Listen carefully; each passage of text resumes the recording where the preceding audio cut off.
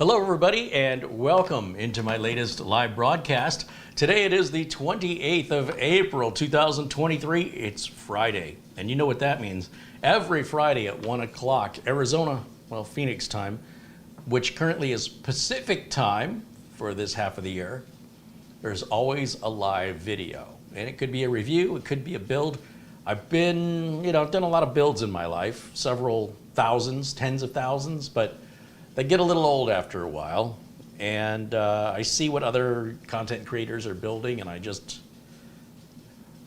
shake my head at it, because I know what the cost of supporting many of those systems would be, and I know how difficult it would be to find customers who would spend the kind of money for a system, and then how upset the customers would be potentially if the system was unreliable or noisy, or, the more the customer spends, the less tolerant the customers are to other issues that other customers on cheaper systems probably would excuse. So anyway, I've avoided building some systems for a little bit because I've really needed some time away from that. And with the seriousness of business, I mean, without my business, I don't have an income. So I take it very seriously. The customers don't find it funny to give me their money in exchange for product and service. They expect, what they're paying for or better. So things get pretty serious. And I thought, I do like to have fun. I enjoy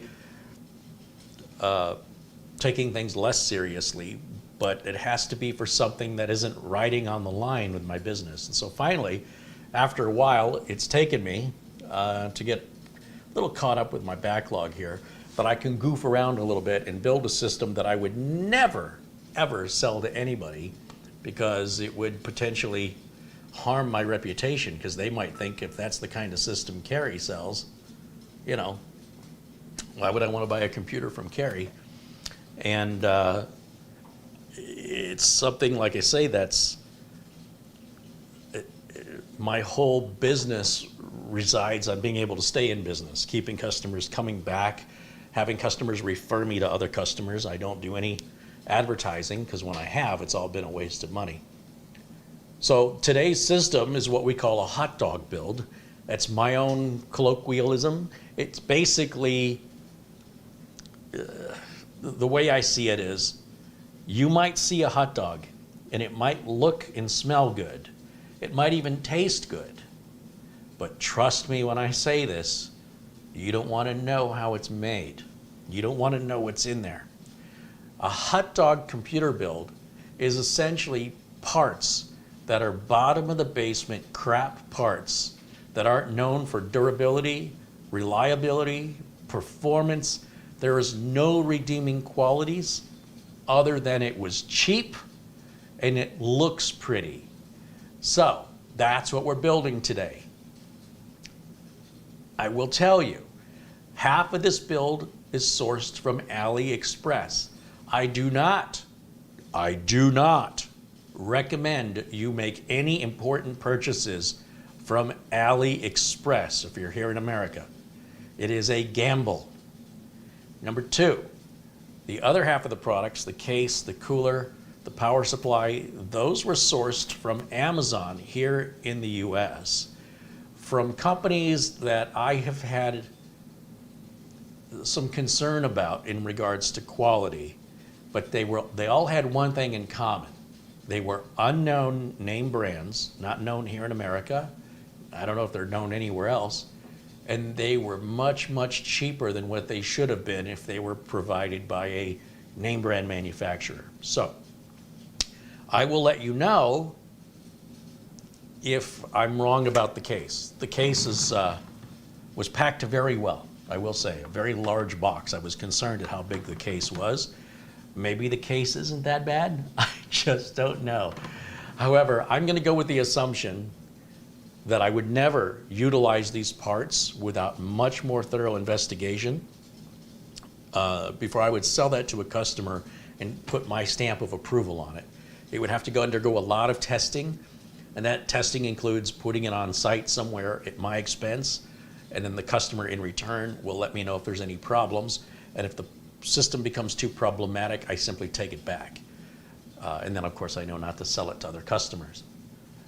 As you can imagine, that costs me money to do this kind of research, but it saves me money in the sense of burning customers or dealing with upset customers that could cost me who knows how much, an infinite amount of money if they take their business elsewhere and I don't get their referrals.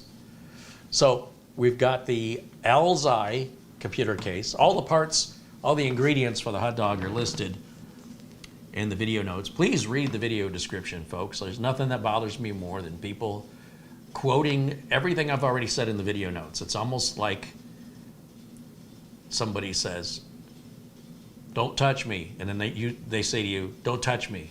Stop repeating me. Stop repeating me. Stop saying everything. Stop saying everything." That's what it feels like. It's like super annoying. So do please check out the video description. It'll have all the links, and it's pretty funny. I put a little humor in there, very little. ALSEYE also makes this ridiculous cooler, which is all about how it looks. I think Gamers Nexus did a review on this. I think it was a Gamers Nexus, and they thought it was horrible, just absolutely horrible.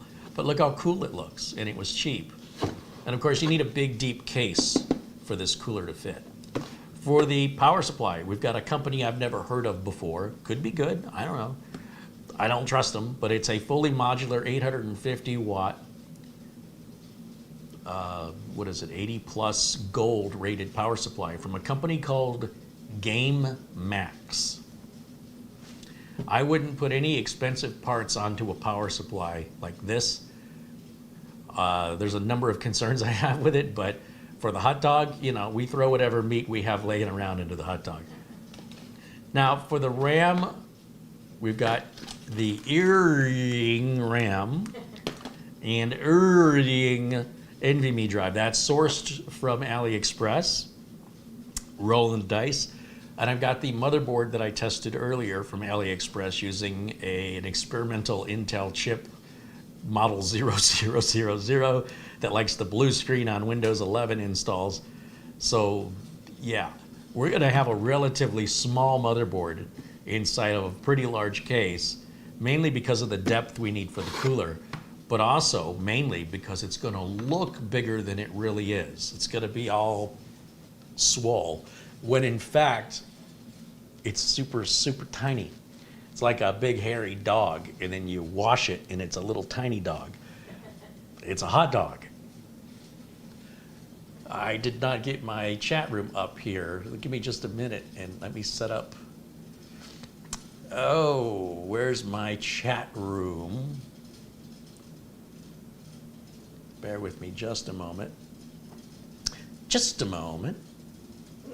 214 people are watching live.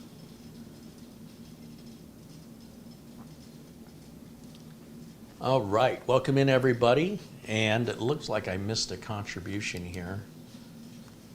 Ben Laird with a £5 contribution said, "Hello all from Scotland." Hey, welcome in, Ben. Speaking of Scotland, hello to our friend Peter Laycock, or Buster, as we like to call him.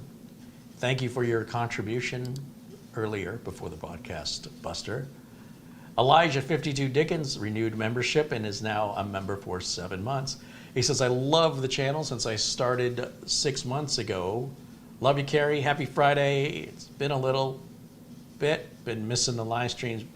Oh, I've been a little ill, so I've been missing the live streams because of it, but good to be back." Well, we're glad to have you back. And thank you for continuing your membership, Elijah. Okay. Thomas Backenstow says, "Best channel." Hey, best viewers. All right. Those two things go together like hot dog and ketchup.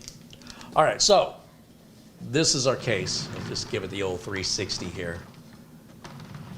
And if you click on the link in the video description, it'll take you right to the Amazon page. Speaking of cases, I got a weird alert from Amazon today that the Corsair 200R is back in stock for $62, but it's in Amazon in the UK.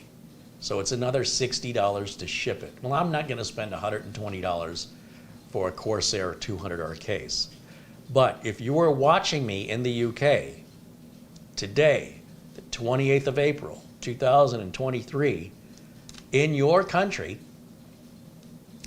Amazon.co.uk has the Corsair 200R in stock, shipped locally. You'll have it in days. I'm just trying to help you out, man. I won't make any money on that sale, but it's a good case. Despite people for the last 6 years telling me Corsair doesn't make it anymore, it continues to go for sale, be on sale, as inventory becomes available. I don't know what the inventory shortages are caused by, but it's still made, it's still sold, it's still in their online catalog, so it's pretty rare we see them in stock. And I'll tell you what, if I was in the UK, I'd buy at least 4 of them, but I go through them. Nicholas Bellhouse in the chat says, I've got a GameMax 750 watt semi-modular power supply. It's a new build, it's only a month old, but it's still working fine so far. Hey, that's good to hear, you know. Most of my computers go 8 years, so a month is, you know, about 1/100th of the amount of life I would expect out of it. But it doesn't matter on a hot dog build. I will not sell this computer, just so you know. This computer is being done for entertainment purposes. You should not be buying any of these parts unless you're willing to take the risk. The parts could damage your other parts, or there may be very short lifespan, or there may be no support. Again, I can't speak for GameMax. I don't know anything about them. They might be a good company. I don't know. I'm seeing big holes in the top of the power supply fan that looks like screws could drop in there. The holes should not be that wide for that very reason.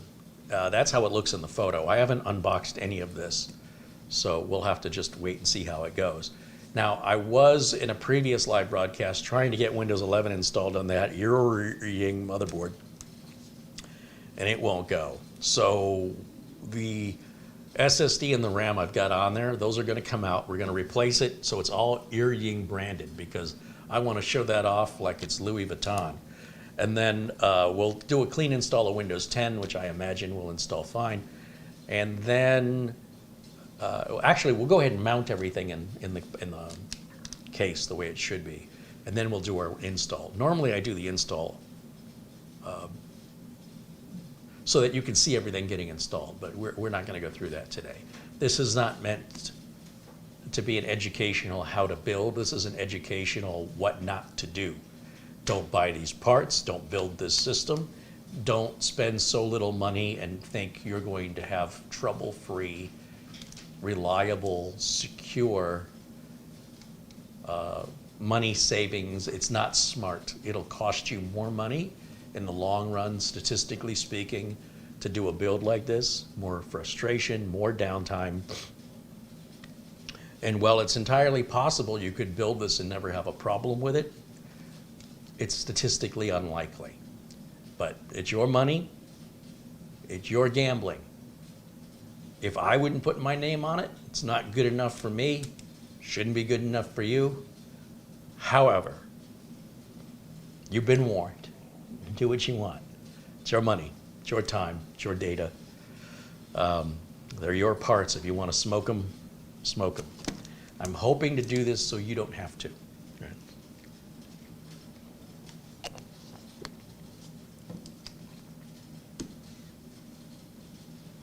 Welcome in all my friends in blue, all my friends in green.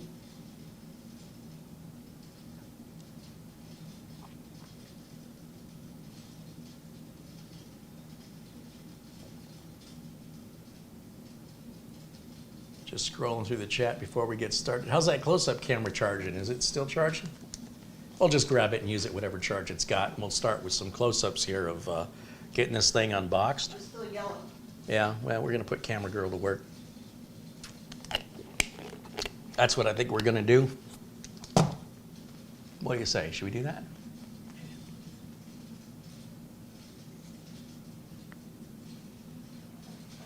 Jim KJ3N says, AliExpress parts for the incredibly cheap crowd.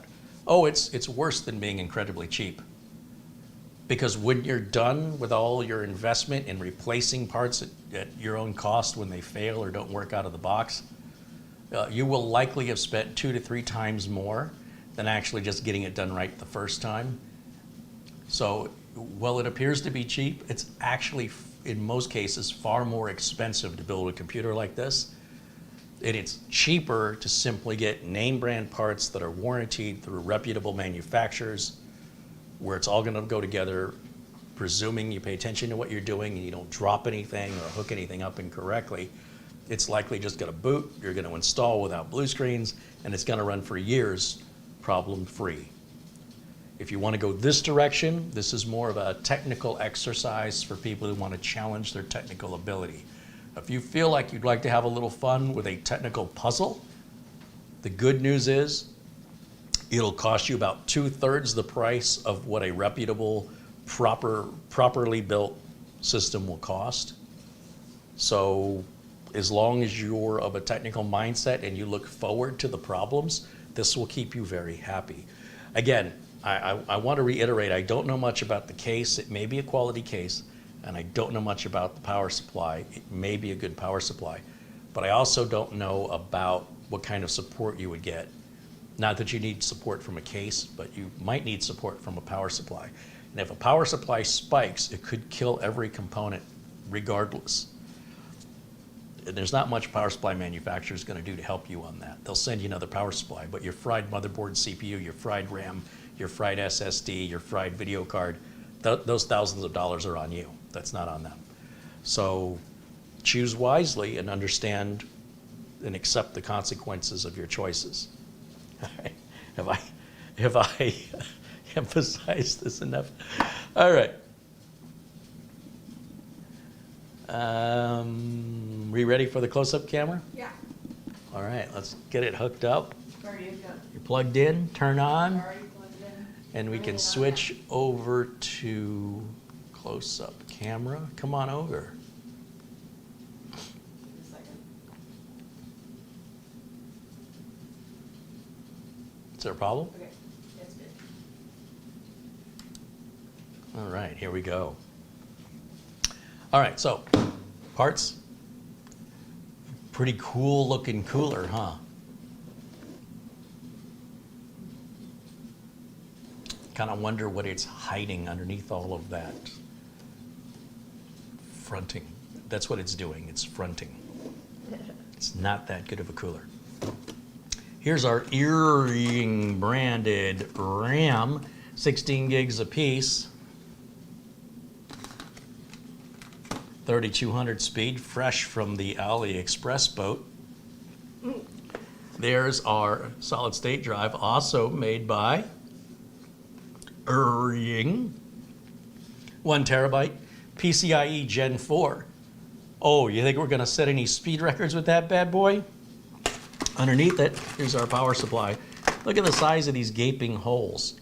So if you drop a screw, let's say you install this power supply with the fan up, and you drop a screw down in there, that's 120 raw volts or more if you're in the UK. That is going to end badly. So be sure if you use a power supply like this, put it in last after you've got your motherboard mounted, or cover it up when you're working on the system, or flip it the other way around so that it's bringing, this is a fan that sucks in air, so you want to bring air in from the bottom of the system. All right, which is how we typically install it. Now you notice everything's in white. That's done for a reason, because it's a hot dog, so it has to look appealing. If we actually showed you what a hot dog was, you would not want to eat it. So here we've got our case. It has what appears to be a door with a little latch on it. I'm sure that won't break in time. No magnets. It actually latches like a 1920s door. Then we've got a tunnel or a cover for a power supply. I don't know what that plastic bit is sticking up there on the bottom of the, I don't know. We've got plenty of room up in the front for a radiator. Massive amount of room for a radiator. On the top of the case, we've got some USBs, headphones, microphone, no Type-C, reset, power LED, hard drive LED. I don't see Type-C. Oh yeah, there's a Type-C there. It looked like a regular USB-A, but I see what they did. And then the far button all the way to the other side. So that's your power and reset. Go to the other side. No, I mean above the top. Right here. That says LED. That's going to control the LED lights, not through software. They're already preset to function in different patterns based on what position the button's in. And I think if you hold the button in, likely it'll turn the lights off. I don't know. But that's the case. It's a lot of case for the money, and it was packed well. And hey, like a hot dog, it looks good. All right. So let me have you stand a little more this way. We always want the camera to point towards this corner, not down the hallway where all of my electronic throw-up is. It's a big mess, and I prefer not to show it on camera. All right, now, to prep everything, I can just start installing stuff, quite frankly. The motherboard's in the other room. The motherboard is this weird laptop, desktop abomination where they're using like DDR4 desktop RAM on a laptop chip that's supposed to use SODIMM. It's a really weird motherboard. No one in their right mind would support this because you'd go out of business in support calls and you'd piss off all your customers. They'd take all their business somewhere else. This is something, you've heard the expression, a face only a mother could love. Anybody who swears by these motherboards, who's like, oh, these are the best deal. Yeah, they're the ones that are holding the ugliest baby you've ever seen and going, this is the most beautiful baby in the world. They're so enamored with their illusion of savings that all the time and effort they're putting into it to make it run, they don't think about it. They don't think it's a big deal. They actually enjoy it. You know, some people enjoy pain. So they're like, oh yeah, that hurts real good. If you're one of those people, well, then I'll let you decide for yourself. But I will say, I'm not. You know the expression, no pain, no gain? My expression is no pain, no pain. Nick Poverman contributes $1 in Super Chat. Thank you, Nick. All right, so what do I want to do? I guess I'm going to open this door and take it off. It looks like it's hinged. It does. Let's see here. Oh, that was easy. Oh, it's heavy. That tempered glass panel. We'll set it over here. And back here, we've got some thumb screws. $10 Super Chat contributed by Thomas Backenstow. Thank you, Thomas. Yeah, those are not captive, so they can be easily lost. Oh, and that one's not coming out. Sometimes it's all about the tools.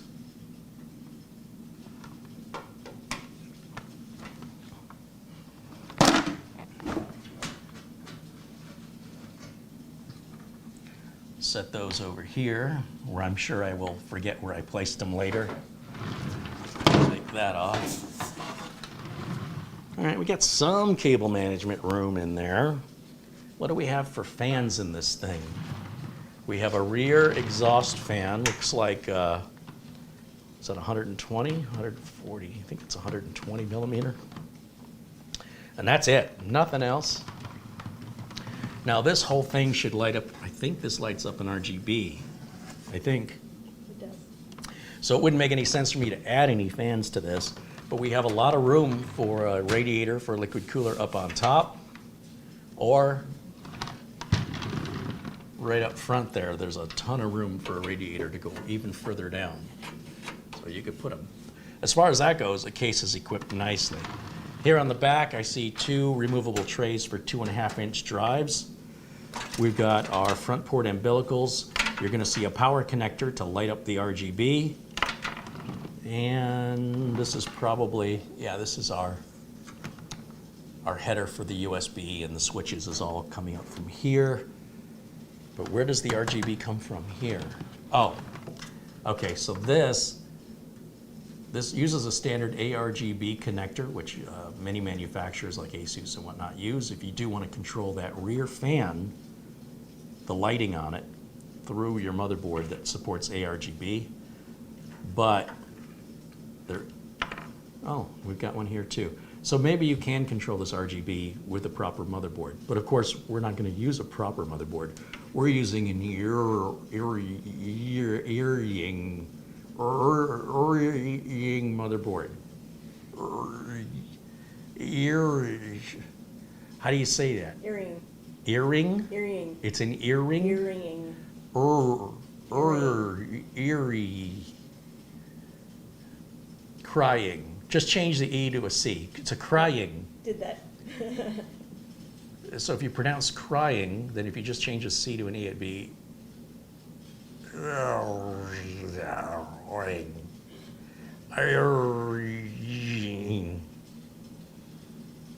I feel like I'm Sloth from the Goonies. Hey, you guys! All right, let me grab the motherboard. John Paul Bacon has become a supporter on the show. Hey, welcome to the Tech Club, John Paul Bacon. Now, when I was testing this motherboard outside of the case to just see how deeply I buried myself in crap, it's pretty bad. Like, this is one of the worst motherboards I've worked on since the 90s, when I had the unfortunate and unwise experience working with motherboards made by a company called ECS. I still have PTSD that keeps me up at night from the nightmares of ECS-based motherboards. ECS manufactured motherboards that had S3 chipsets and VIA chipsets.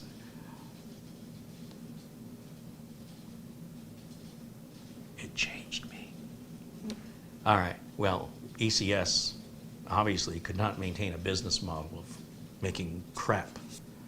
So I can't imagine this company's going to be around much longer, but you know, companies have time to fix their quality issues. Most don't, though. That's because the ego of the person who owns the company gets in the way of what makes sense, what's best for the company, instead of what's best for the owner. You'd think the owner wants what's best for the company would be best for the owner, but that's what makes the whole situation preposterous. All right, so I'm going to take this little crucial P5 NVMe drive out. Earring.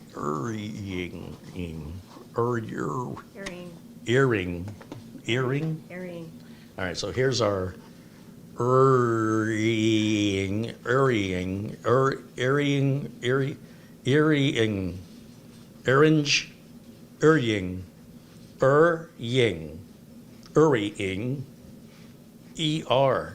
Oh, emergency room? That may actually mean something.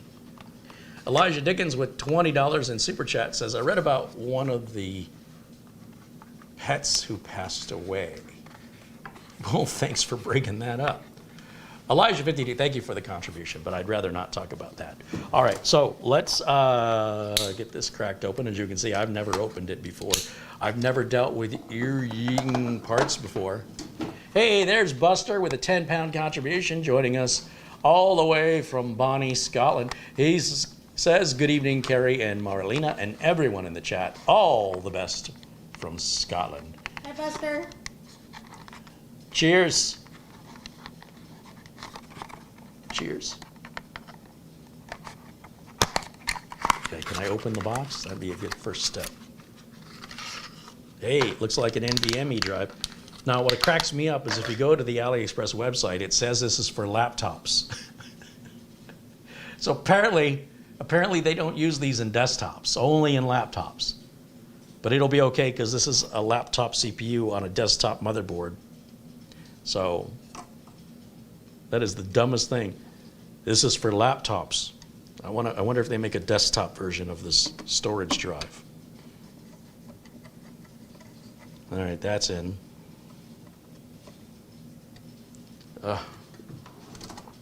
Feeling nauseous working on this. This feels wrong. Everything I'm doing, I know better. It's like I'm playing with matches. And the matches cost $600.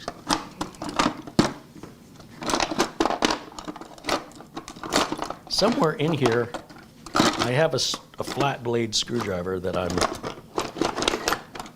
haven't used in a while, and I think it got buried. There it is. So this was just a temporary cooler I placed so we could test the board. I don't even know if I put thermal compound on it, to be honest.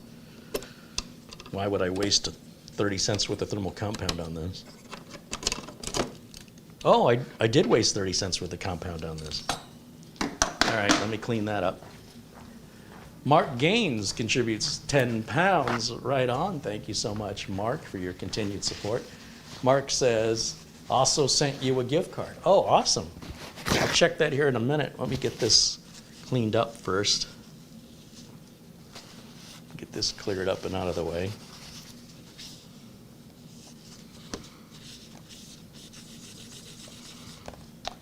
There's one. And now I'll clean the bottom of that CPU cooler. That's just a stock Intel 1151 cooler because, after all, shouldn't an 11th gen processor use a 7th gen processor's cooler?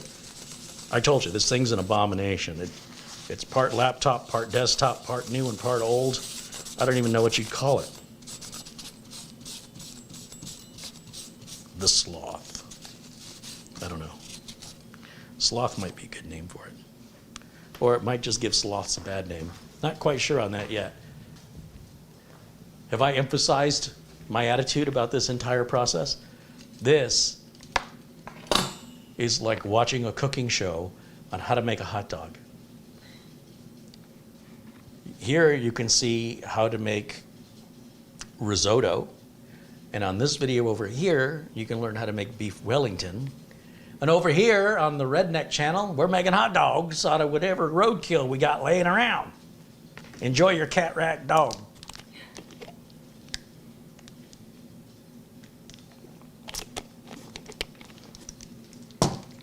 Someone's redneck watching this going, why is that funny? All right, so, okay, I'm done with this and I'm done with this. Let me put these away so I don't knock them over and break them. Those will appear in a more suitable build that deserves, you know, normal, respectable parts. And let's see. This cooler could go on. Let's put the RAM in first, because I'm kind of curious if the cooler is going to get in the way of the RAM. So here's our ERYING.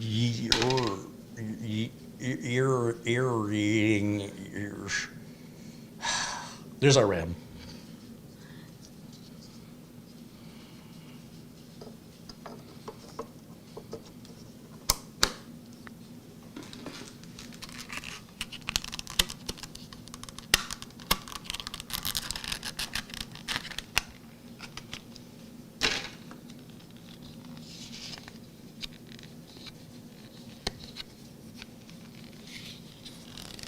Vern Mahoney says, I'm thinking the case is the best part so far. Could be. Could be. But it's not a high bar. Not sure that's anything to brag about.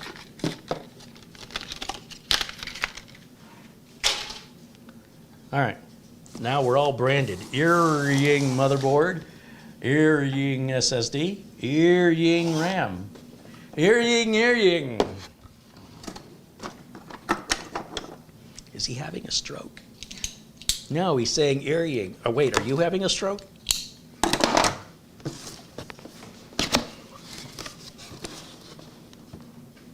Look, cooling as you can see. What does that mean? We put English words together that don't make any sense. I think they're referring that you can see the temperature of the CPU on top of the cooler, because that's where everybody wants to look. Take your eyes off the screen, away from the keyboard and mouse, move your entire body in a non-ergonomic way to twist it around to read your temperature instead of, you know, I don't know, looking on the screen. So that is cooling, as you can see. Wow. Now, they put a lot of thought into the name of this cooler. This will be on a test later, so I want you to memorize it. This is the Max M120D Plus 2. So that's 120D plus 2. So why didn't they just name it 122D? If I add 2 to 120, I get 122. And why do they have a minus sign before the word plus? Make up your mind. That is weird. Yeah, the English translation needs work. But okay, cooling, as you can see, this is the Max series. I don't think it means maximum. I think they just named it Max. Parts. Oh, look at how this is packaged. This is interesting. I'll just set that over there.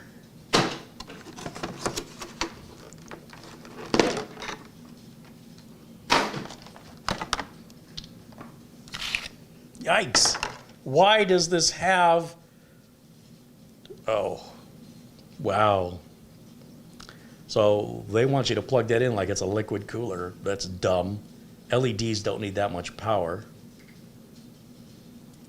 Why can't they pull it from the fan header? Oh, look, there's a USB. There's one thing I look for in a cooler. It's that I can have as much unnecessary cabling right smack dab in the middle of the board where it can't be hidden. That's brilliant. Just so fantastic. Fantastic. Let's see, one cable. How many coolers does it take to justify 1, 2, 3, 4 cables? So what are these 4 cables? USB. What does USB have? 5 volts of power. So why do we need power? This is a fan connector. How many volts do fan connectors have? 5 and 12 volts, I think. But regardless, there's power going through here. So is that enough power? No. We also want power from the power supply. Well, how much? Well, 5 or 12 volts. But aren't we getting that through the USB in this? Yeah, but we're not smart enough to connect those wires on the circuit board. So we're going to separate everything and compartmentalize it because we know you love cables. When you want cables, you want ALSEYE. Now, here's your ARGB connector so you can control your lighting. You can plug this ARGB connector into that ARGB, into the front one, and you can synchronize all your lighting. So, okay, that cable is justified, and USB is not. There's no good reason for that. Oh, you know what that's probably for? I bet that's for controlling the temperature sensor on the top. So without this plugged in, I bet you your temperature readout on the top doesn't work. And everybody knows when you want to know how your CPU is, you look at it. Look at the top. Look for the number and then believe whatever it tells you. This was a mistake. This is much worse than I thought.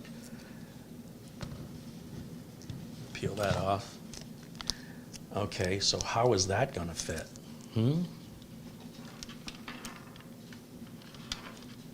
Wait a minute. What? Okay, I'm going to need a little help here. Class, what direction is the fan moving the air on this side?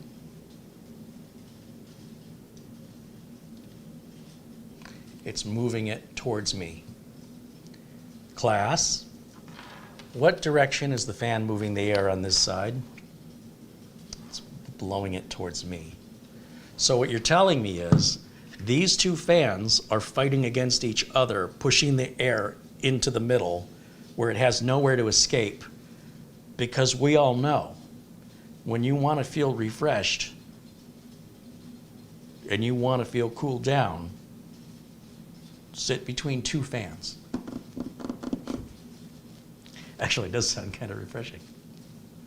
They seriously shipped this with this fan blowing in towards the radiator. Okay, look.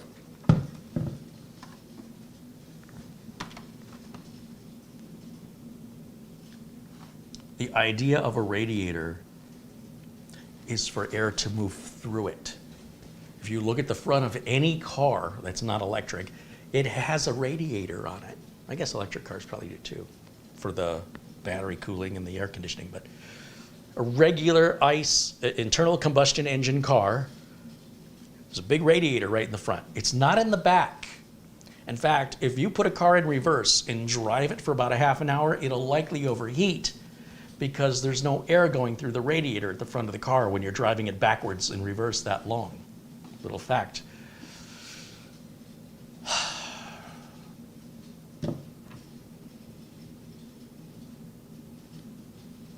What?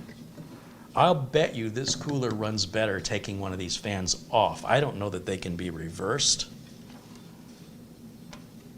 This is positively one of the dumbest things I've ever seen in my life. Look, if this was 1992 and we were all trying to figure out how coolers work, but this is common knowledge now. I can pull a random kid out of an elementary school that could tell me what's wrong with this. That's how basic this knowledge is. So let's use it.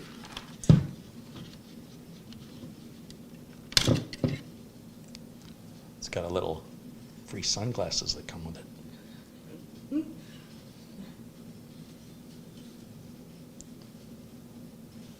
I'll be back.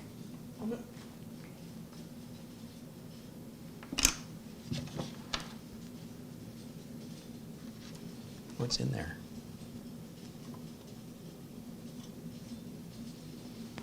So apparently you've got to put a screwdriver all the way through that hole, go all the way down so you can reach that screw to tighten it down. Brilliant. On both sides, you don't get a break. Best purchasing decision ever. Wow.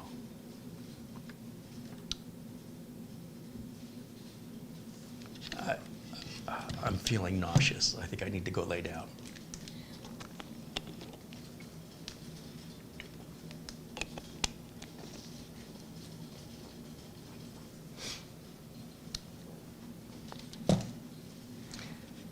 Maybe one fan spins in one direction and the other fan spins in the other direction. I would have never seen that before in my life. And what happens if you mount the wrong fan on the wrong side? How do you know which fan is which? There doesn't seem to be any indication. Hold on. Let me make sure.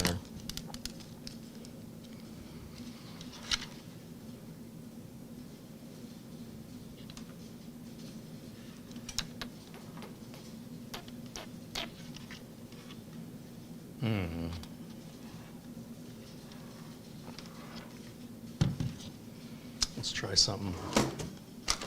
Let's answer that question right now. I should have some adapters in here somewhere.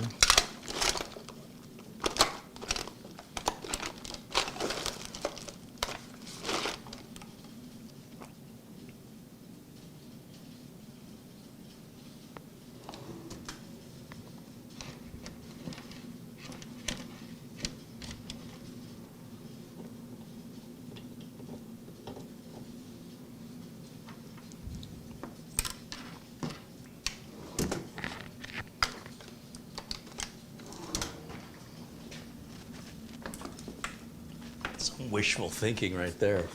Can you imagine if they actually did that? That would actually be, reasonable engineering from a cheap manufacturer from China that can't get their English correct. I'm sure you're probably very optimistic and completely wrong. I'm not sure if you've dealt with many products from China before, but if in fact one fan spins one way and one fan spins the other way, I will be impressed. And I'll also think it's incredibly stupid, but that's beside the point, because you should be able to tell the direction of the fans simply by looking at it. I shouldn't have to plug it in to verify it. And yeah, we don't need a cooler on there. It'll be fine. That's fine. It's good enough. It's a hot dog. It's not like you got to be careful how you cook it. Oh, I probably need power to this, huh? Let's see. Let's get some power. juice this bad boy up and listen to it cry. Oh, crying. Oh, now I get it.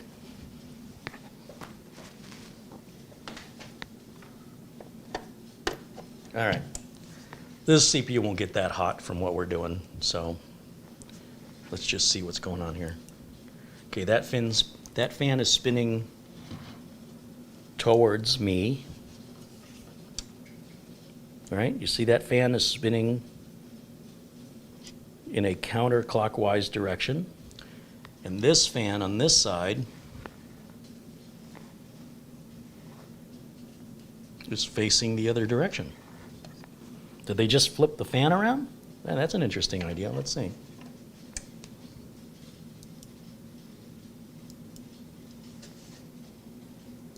I wasn't paying attention. This fan on this side is spinning away from me.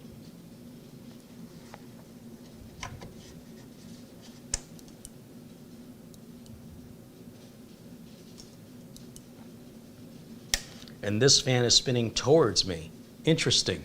I'm impressed and I'm pissed off because what do you do when either fan dies? How exactly do you address that other than by flipping the fan around? And what are the odds you're going to get a fan that matches, especially when you've got the silver stripes on them? The cooler's not going to look the same. But I appreciate, who mentioned that in the chat room? Alco even mentions, look at the way the fans are different. Can you close in on this?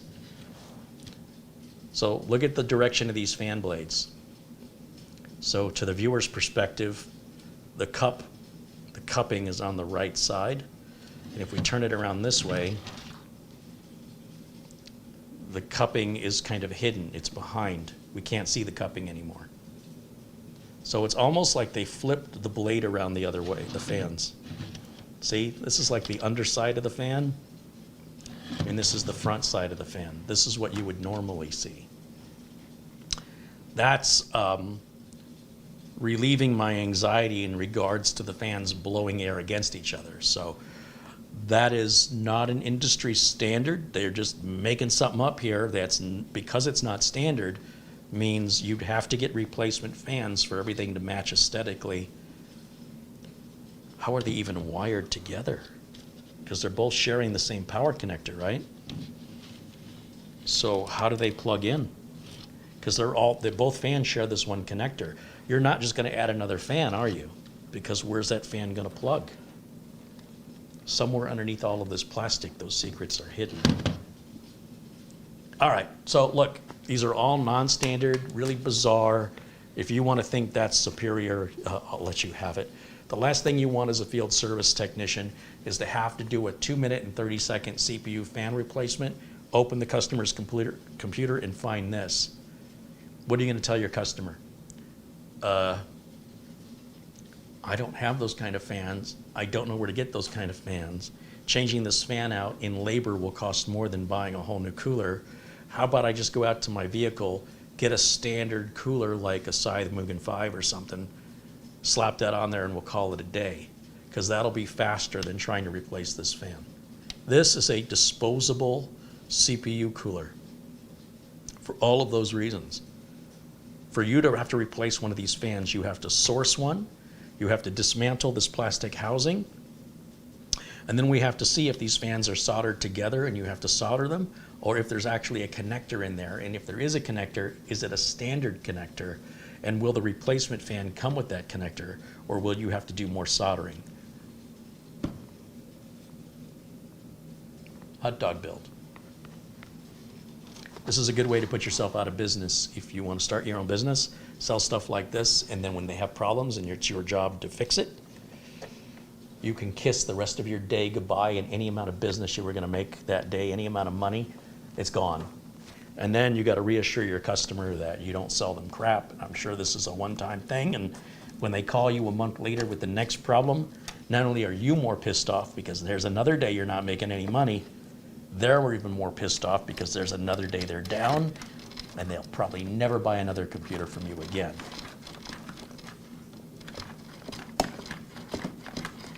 That's how business works.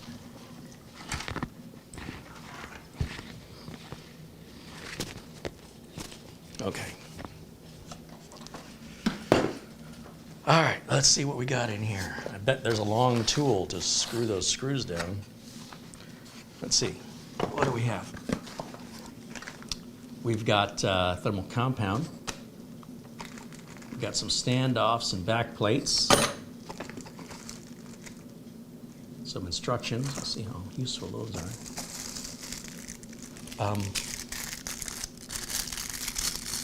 We have a screwdriver handle. Oh, and back, all the way back here in the box, look in the box. Hold on a minute, I can't see. In the box, there's a screwdriver handle. I mean, there's a screwdriver. Phillips on one side, flat blade on the other. Hey, you know what? Worth it. That's a keeper. The ALSEYE, oh, yeah. Screwdriver's fantastic. Maybe they need to go into the tool business. Feels good, rubberized handle. A little bit of wobble, but not too bad. Much better than I expected. All right, cheers. Just set that over there. All right, where's my parts? Let's see these instructions, this documentation. There's how you put the screwdriver together. Oh, thank goodness they told me that information.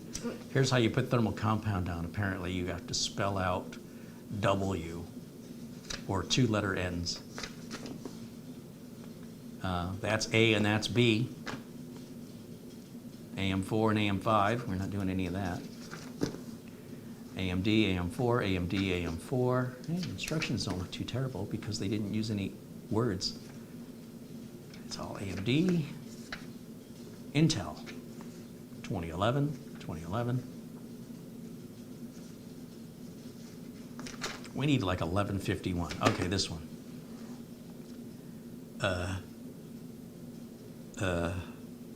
Okay. So, we have to put this little frame on the bottom. And then,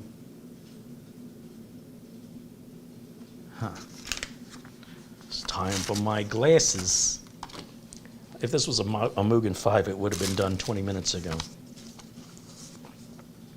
But hey, Mugen 5 doesn't look this cool. Never mind how it works. It doesn't look this cool. All right, so one of these, it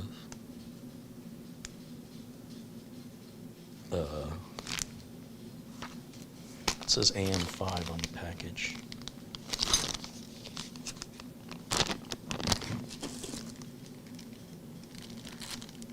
This says AM4. We're not using AMD. Why are you giving me all this AMD stuff?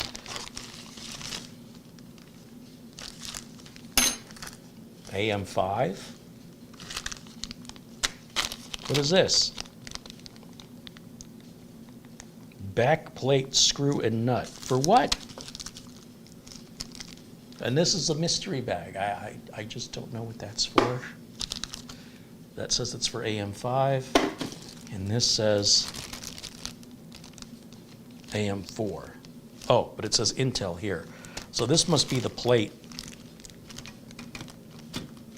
Is that, what? This is for Intel or AMD. Interesting. Very, very interesting. Sounds like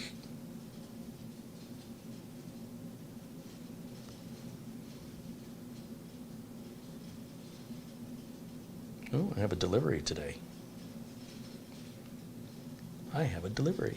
I'll tell you what, let's go to the wide angle camera. I'll let you check the packages at the door, and we'll give you a break and we'll go over to camera 1. We're at 50% anyway. Perfect. In fact, throw that back on the charger while you walk that way. Thank you. Thank you, camera girl, for the close-up work. I have no idea how I'm going to put this on. None of this makes any sense here. Not to me, not yet. Give it some time. Apparently, this is super easy. Intel. It shows a plate. It shows what it looks like, this plate right here. And it says Intel.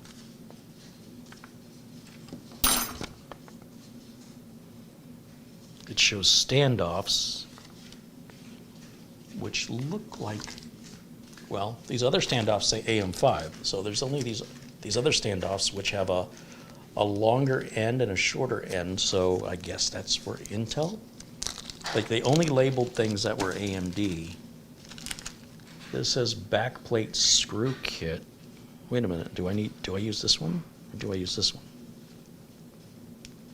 I mean, this is showing washers. These have little washers. Oh.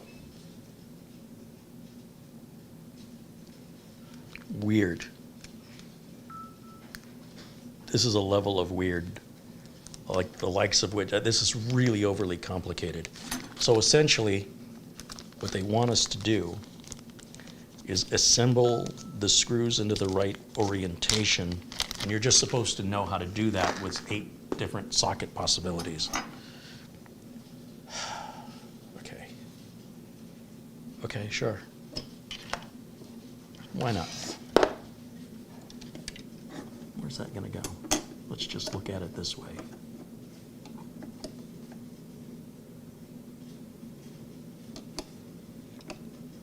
Okay, so it's got to go on the inside of these angled brackets. So they have these pieces that are just, they don't have any thread on them at all. And we're going to put that in there. I don't know why. That's supposed to hold. How is that holding it in place? And then we've got these little rubber washers with a little down tab that I guess go on here. Some way, somehow.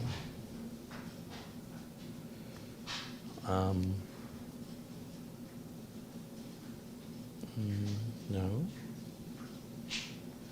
I guess there's a hole cut out in that little ribbity screw thing. I'll bring this up to the camera and show you. Because this is unlike anything I've ever seen. So you have this little piece right there, this piece. Okay, it's got a little hollow center, and it's got this slot cut out in it. See that? And on this piece here, we need to go into this corner, and we need to be on the bottom side of that, or towards the inner, towards the center, right like that. And then we need to rotate this piece so that the slot is exposed.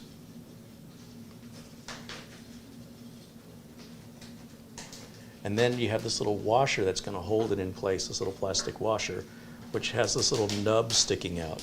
And I guess what you're doing is you're pushing that on there so that that little nub lines up in that little slot. Somehow.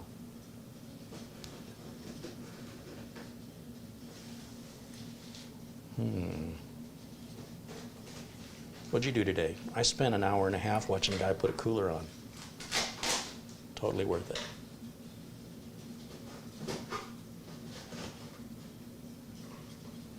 Now repeat that for the other 3 corners. You with me?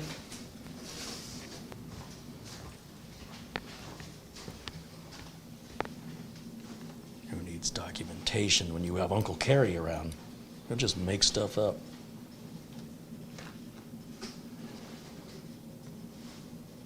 Wasn't like I put a lot of money into it. Let's just set our money on fire. Who cares? That's the way. Think of how much we'll save by burning it ourselves. Is that all your mail? Yes. Okay. I wasn't expecting anything, but you never know. I'm sure those gold bars are going to arrive any day now. 1, 2, 3, and 4.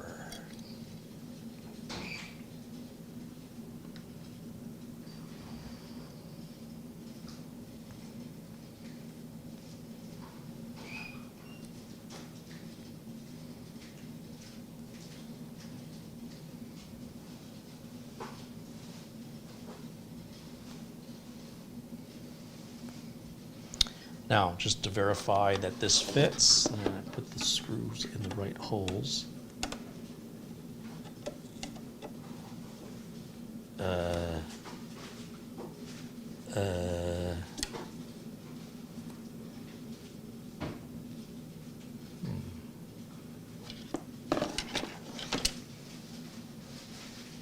think I might have accidentally slid this one up too far. So how do you take these off now? You don't.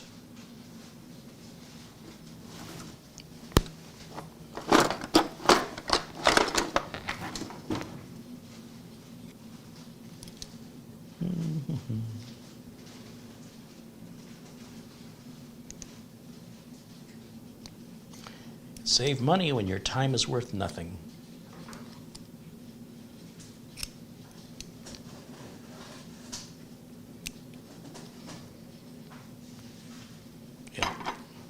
Exactly what happened. Dumb.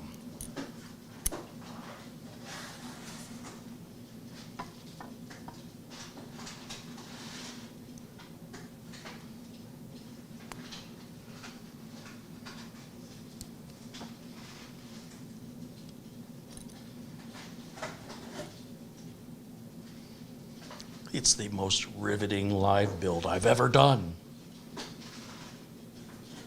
Okay, is that going to fit now? Let's see. That's why you want to find this out now. I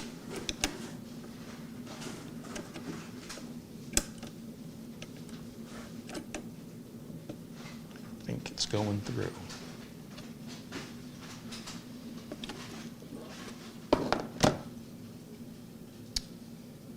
Okay, yeah, I'll leave that right in there, I suppose. Put that right back where it was.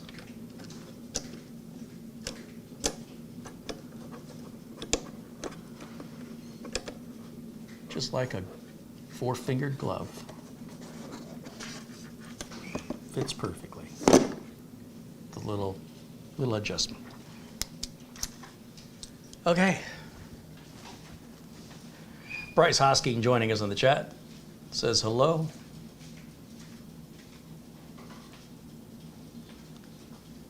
Bob R said, I thought Carey liked challenges. Well, depends on the challenge.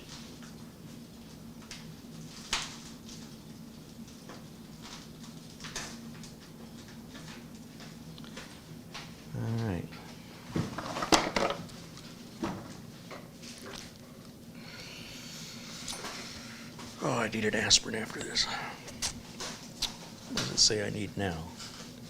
Some kind of a standoff. What? What? I don't have any pieces that look like this drawing.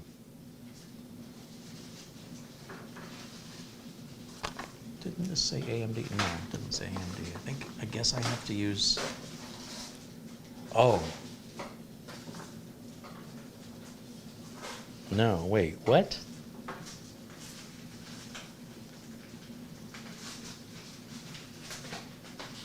I don't understand. How many pieces do I have to assemble here? Am I building a rocket? Okay, you put that piece in that, got it. Then it shows something that looks kind of like this. Oh, that's the thumb screw on top. Okay. Yeah, that drawing makes it real clear.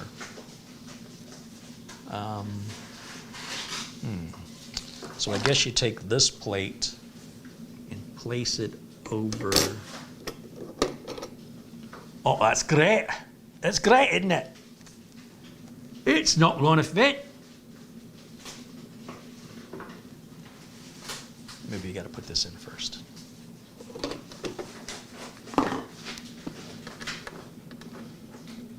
So the little rubber piece goes down. Does it go up? It goes down. So we screw this into the thing that we screwed into the thing so that we can screw the thumb screws on top of the things we screwed into the screws so that we can put the heatsink on and screw it into the plate that we screwed into the standoff that we screwed in to the back plate standoff. Duh. What are you, a baby? Everybody knows. You screw the standoff into the plate, into the other plate, onto the thumb screws so you can mount the cooler onto the plate.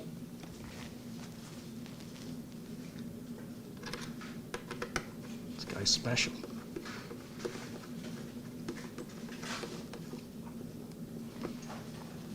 Okay, so now I'm left with the thumb screws. So I'm just taking these pieces here. Can you see? It's got a weird little rubber washer on it, or plastic washer, and it sits down over that piece I just put into the back plate, and it covers up the piece, the metal that's sticking up with that little plastic surround, so that when you look at the motherboard, it looks like it's a regular, reputable cooler mount. It's very deceptive. It's not what you think it is. So here's what this will look like close up.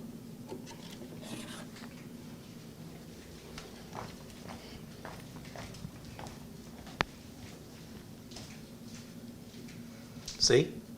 See how it hides what's going on?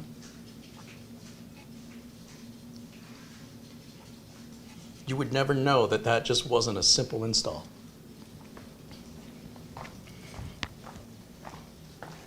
Okay, so with the backplate mounted with the backplate standoffs into the top of the backplate standoffs, then we can put the CPU mounting plate on top of that plate standoffs. Why is it so wiggly? Does it go the other way? Ooh. Oh, that's not good. Hold on, which way do these screws go? The screws, if we want the fan to be mounted this way, then the holes for the screws need to be vertical. What, do these bumps go up or do the bumps go down? Does it matter? I don't know. It's just loose. Really? Is that how we do things?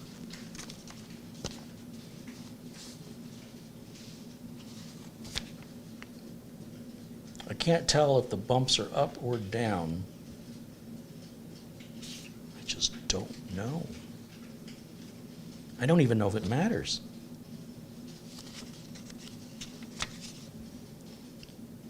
What? I'm going to assume the bumps go up. And the reason I'm going to assume that is so that when we tighten the bolts on the cooler, it prevents us from squishing down to these little, I'll tell you what I'm talking about. There's no way to know, if you look closely at this piece, it's got these little bumps, little speed bumps. But if you flip it the other way, then it's got these little dimples. So which end is up? Is this end up or is this end up? It doesn't tell you. It says it's AMD or Intel. It says Intel or AM4 on this side. And this side it says nothing. So do you put it with the words up? But that would mean that the dimples, that's just not right. I mean, it's just,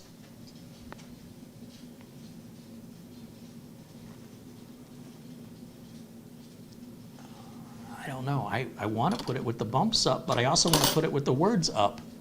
But then when you put the cooler on it, you're not going to see the words anyway. But if I flip it upside down, I can't see the words. I don't know what to do. All right, we'll grab our thumb screws. The heck with it. We're just going to tighten it out. I guess it's close enough. Nothing really keeps that from moving left or right. or up or down. It doesn't, it goes into these long, narrow slots, and it doesn't seem to lock in at all into any particular position. So close enough, close enough. What were you expecting? Did you see the price?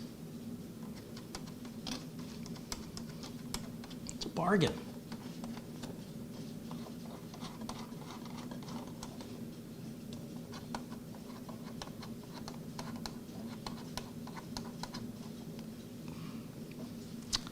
All right, and we'll grab the ALSEYE screwdriver and we'll tighten these down. You don't have to make them super tight. This isn't really that critical. Just regular tight, not super tight.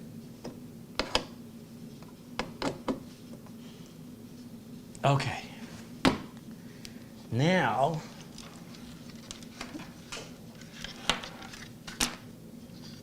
does this go on this way or does this go on this way? If we want our airflow to move in one direction, well, in order to read the readout, we don't have a choice. It has to go on this way. And I will put some thermal compound down, but before I do, I just want to eyeball this to see. Yeah, it's going to make contact all right.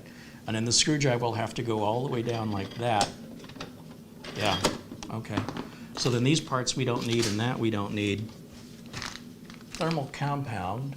Oh, and a little compound spatula. We're going to be cooking after all. See, they use these bags for things other than drugs. I told you. These were really helpful. Are these Australian? It's like a boomerang. Never mind. Joe Justice with a $5 super chat says, you need better instructions to install a cooler on. Or speak Mandarin or Cantonese. Well, actually, they need a much more detail. If you can flip something the other way around and it matters or it doesn't matter, in either case, it should be acknowledged. It should be clear. John A. contributes $19.99. John says, I love the videos, man.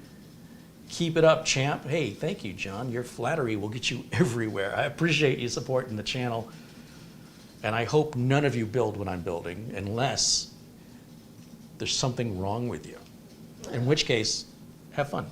Stan Aristov with £4.99 said this should be called the word after the hot dog has been eaten and comes out. Wait, the hot dog's supposed to come back out? Oh, God.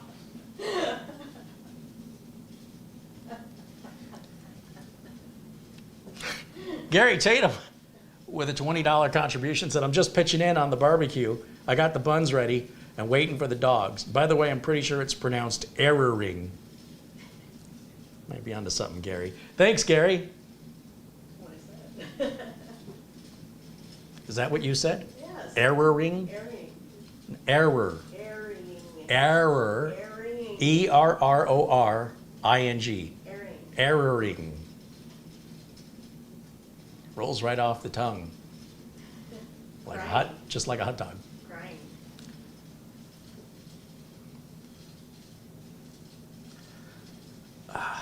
Larry G says, hello to chat, hello to camera girl. Lance Ripplinger says, airing? Oh, I don't know. So here's the thing, if I put this cooler on in this direction, is the airflow moving this way or is it moving that way? Inquiring minds want to know. So I'm going to give you a little Uncle Carey tip on how you can determine this relatively simply using the logic of a kindergartner, because that's what I'm really best at. I'm going to plug this back in. Probably should have never unplugged it now that I think about it. And we're just resting it up here just because it's temporary. It's in a holding pattern. And then I'm going to get my little power switch out. What did I do with it? Where's my little power switch? Hello, little power switch. Where did you go? Why is this here? And that. Oh. Damn it, Beavis.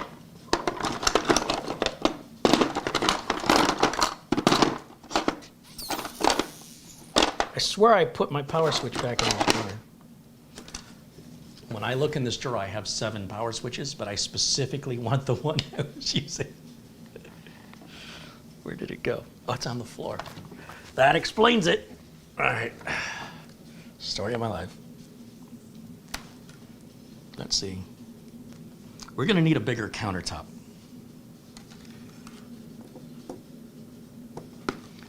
Okay, one more time. I'm just going to grab a temporary power supply here. 45 minutes later. We're an hour and 20 and I still haven't got the cooler installed. It's great. Oh, it's great. He's not using his brain. Ugh, he's not using his brain.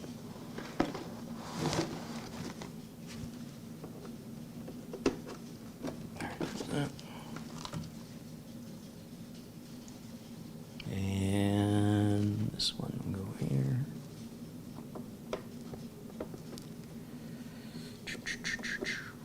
Okay, all right. So when I turn this on, I have to give it power again. Such an efficient workflow I have here. Okay, let's see.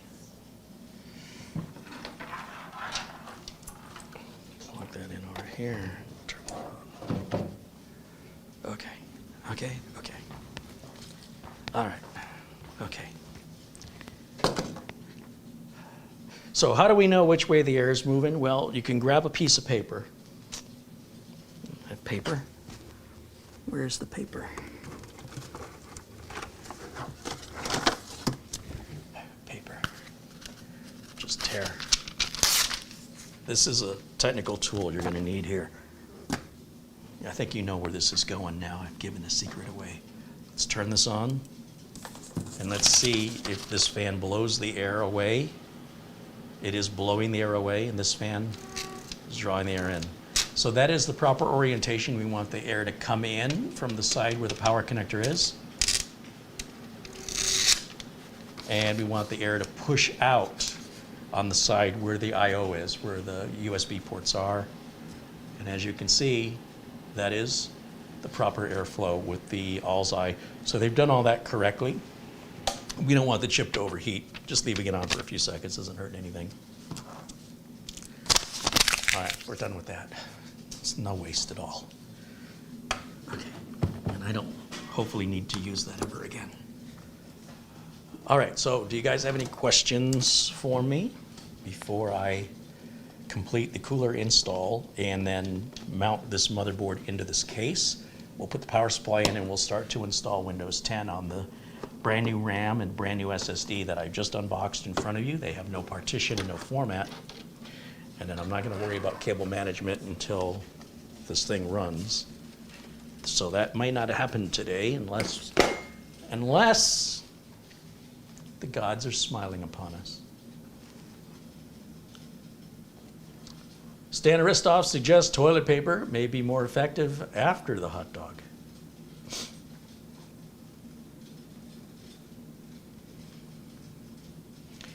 Avery Ramstorff says, Carey, you're having way too much fun with this build. LRCX says, don't be timid, Carey. Share your real opinion. Well, if you really want to know.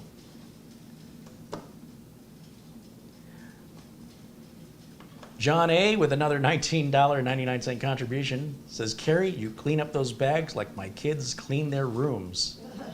Who do you think I learned it from? Thank you for the contribution.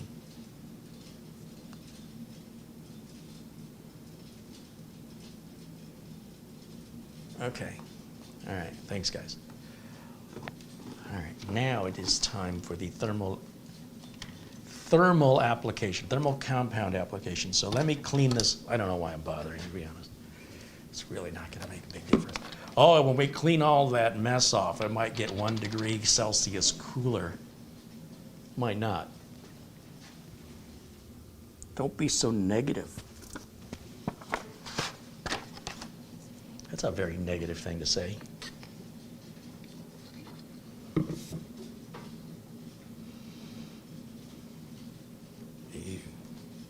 Earring. Good job. Ew. Ring.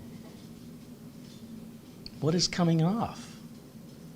That's dirtier than when I put this in my ear. I didn't think that was possible. That's because I'm a hothead and I need a lot of cooling. So I have thermal compound in my ears.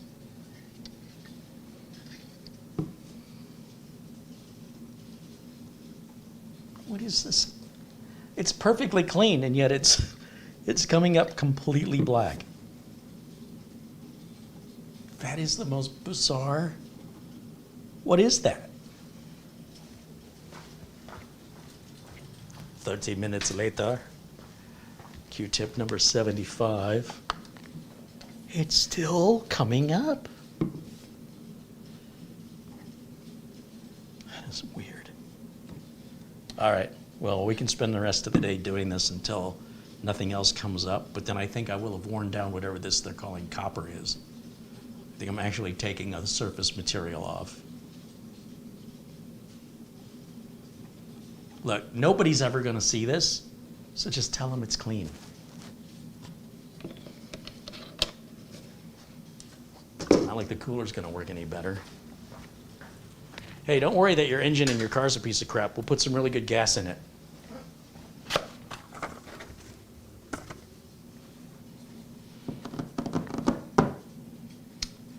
Should we do some more close-up work, or you want me to use the camera arm? She thinks I'm replacing her with the camera arm. You want a break? Because I'll use the camera arm. Well, the camera's charging. I know the camera's charging, but that camera on the camera arm is charged, so I could just use the camera arm. Would you like to try that? I would like to try it, but I don't want to upset you. Then try it. She thinks I'm replacing her with the camera arm. You are. You have two arms. You are far superior to that. Except when I'm trying to walk all over the cords. Yeah, you don't need to. The camera arm does it. See, the camera arm is a machine. It doesn't care about the cords.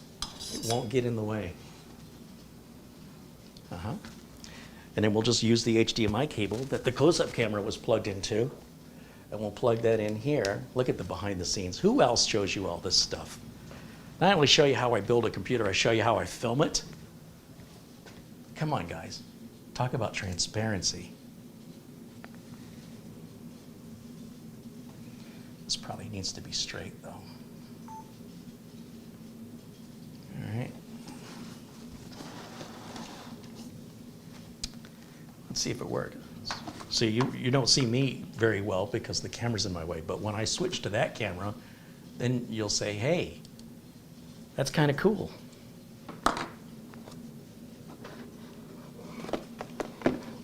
Everything's in my way.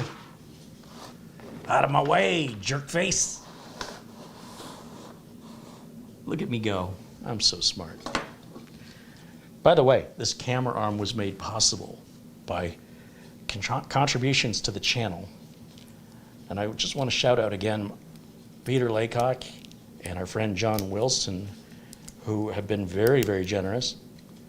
And this camera arm is about $180, and the camera attached to it is about $800. So for you to get that shot right there is almost $1,000. Camera girl is like,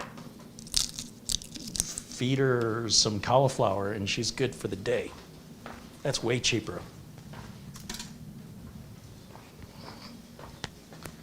I don't know, I think she hates cauliflower. She sees it, she eats it all. All right, just put a little bit of that on. You only need to cover the copper area. The chip is really small, and this metal plate is just a heat spreader that comes from the factory because they don't want you to mount your cooler directly on top of the die because you could crack the die in half. So this is there for your own safety. Now, you know what time it is, don't you? It's time for the glove. Oh, the spatula. I'm not using a spatula. All right, you know what? Where's the spatula? Let's see. This is so stupid.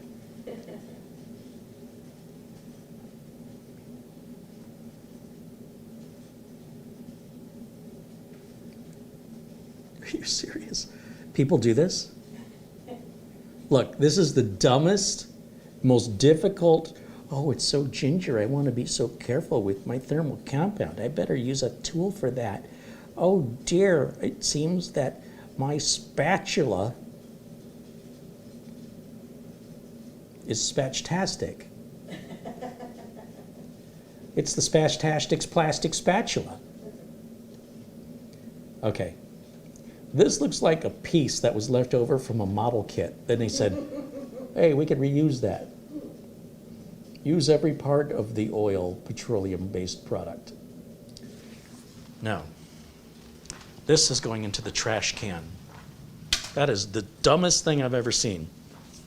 Well, maybe not the dumbest, but it's pretty well up there. Look, your Uncle Carey's going to show you something easy. Pay attention. Nitrile glove, non-sterile, powder-free. Get a box of 100 for like 20 cents. Not really, but I'm just saying they're very inexpensive. It's not a major, I don't care who you are. If you can afford to buy the thermal compound, you can afford to buy the gloves. Let's just throw a little more on there. Since this half of it came off on the spatula, that's so stupid. Now I have much more control over spreading this. I didn't even want to stick. Is this made of Teflon?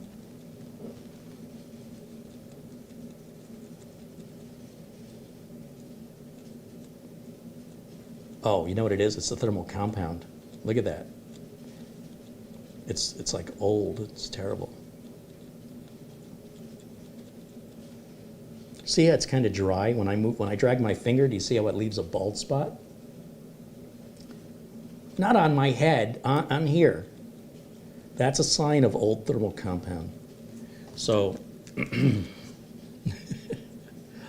let's just use some more. Who cares?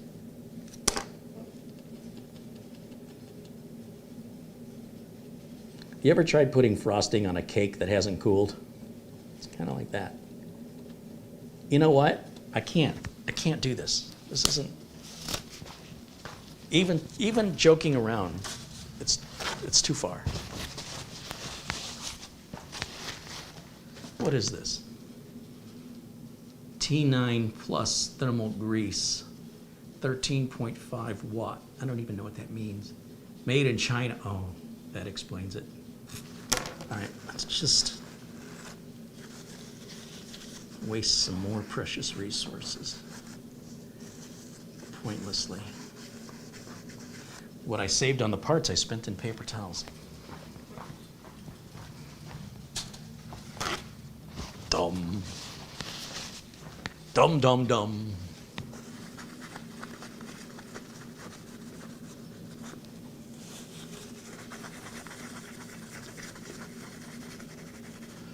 Good enough. I am not going to clean that with 27 more Q-tips. I am so done. This is going in the trash can. That is the worst thermal paste I have ever seen, ever.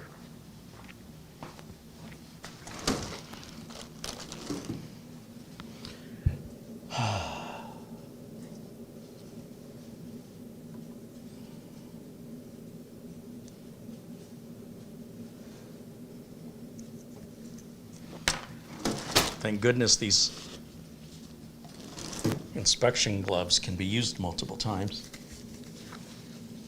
You can get these free from the trash can of your local proctologist's office. Oh, God.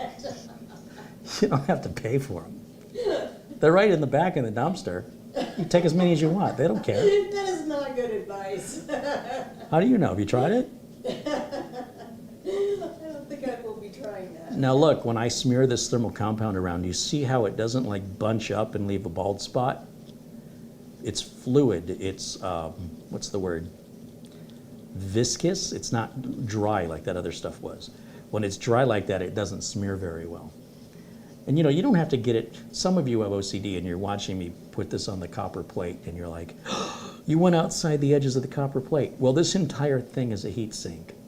So it doesn't hurt. You could cover, well, I wouldn't cover the whole heat sink, but we can cover the entire area that's going to contact for sure. And look, this glove is still good for a proctology exam.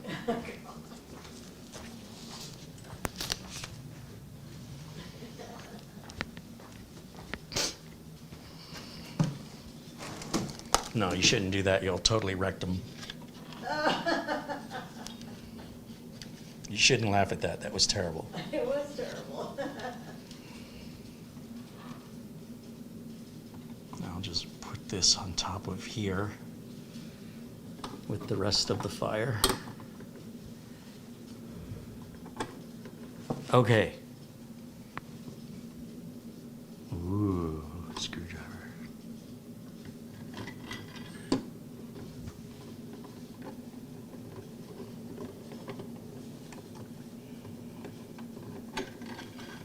Just a couple of turns.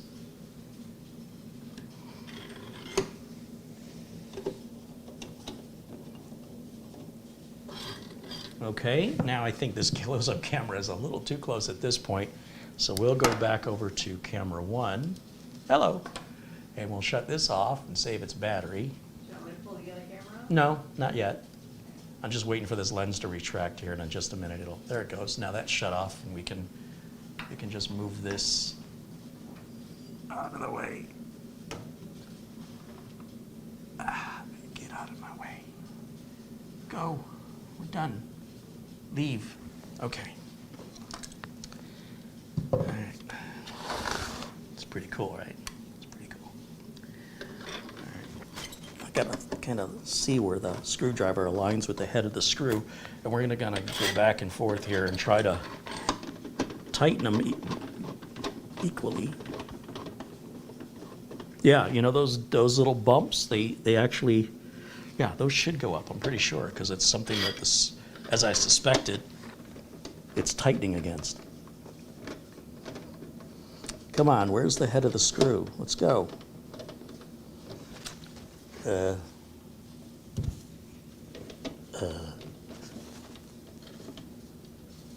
is this not? This is not going. Maybe because I tightened this one too far down. Let's lift that up a little bit and try again over here. Come on. How is that possible that it can't find the top of the screw? Okay, we'll lift this side up some more. That side aligns with the screw just fine. There it goes. Maybe that's a feature to keep you from over tightening one side, because you can't really move the screw around to adjust it.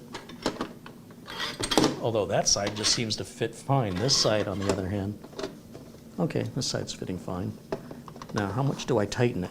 Okay, it just stopped, so I guess I can't really tighten it any further than that.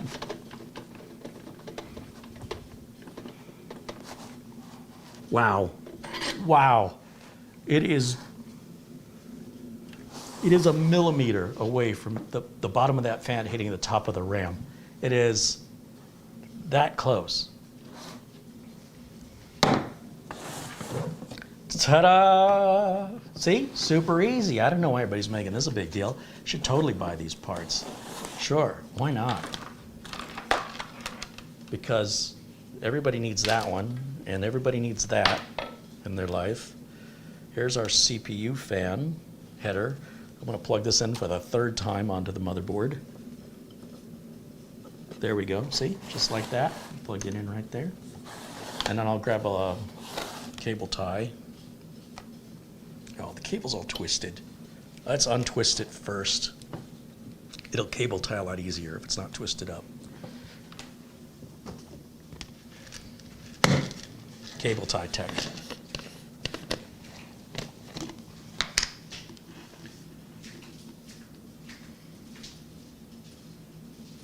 John A., another contribution, this time $49.99. Very generous, John. Thank you.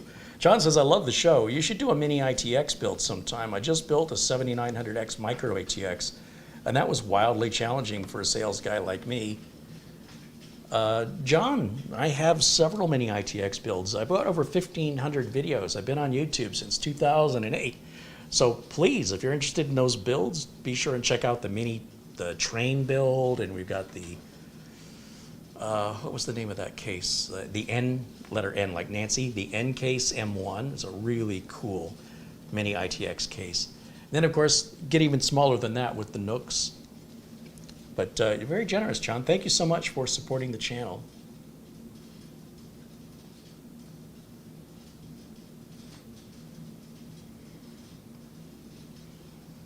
Okay. What was I doing? I was putting a zip tie on.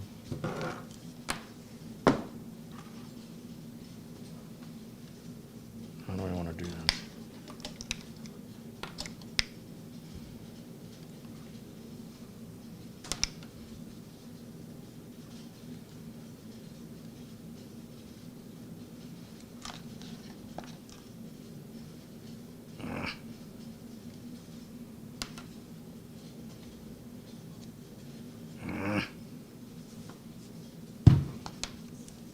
Why is the cable this long? How far away do they think I'm plugging into the CPU fan header? Have they ever put a cooler on a CPU before?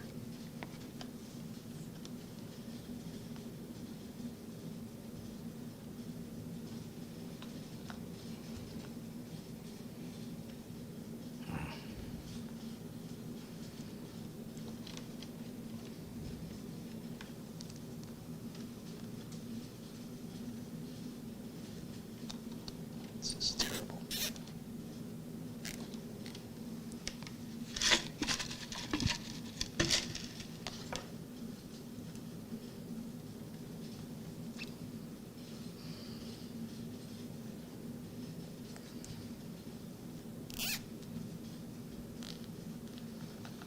I think that's about as short as I'm going to be able to get that, and even that is still way too long. But I can't get it any shorter without it bunching up on itself, and I honestly don't want to spend that kind of time.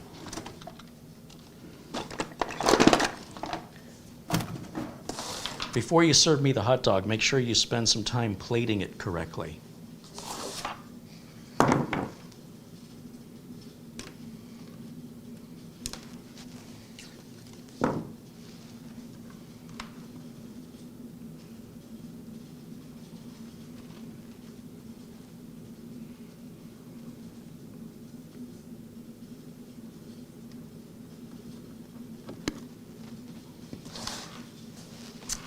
There. Let me cover that up. I don't want to look at it anymore.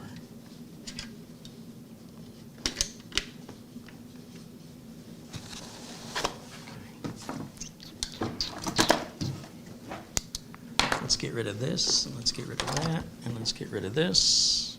I'll be right back. It's still just trying to clean a little space on this countertop. It's like, if this countertop was twice as big, it'd still be too small. Got to do a little tech spreading.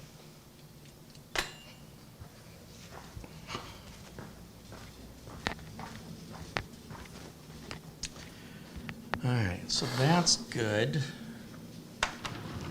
Okay, we're going to lay the case down.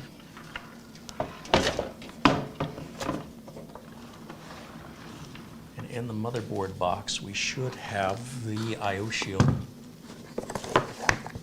Ah, quality with a Q. KWQ. ALTY. Quality.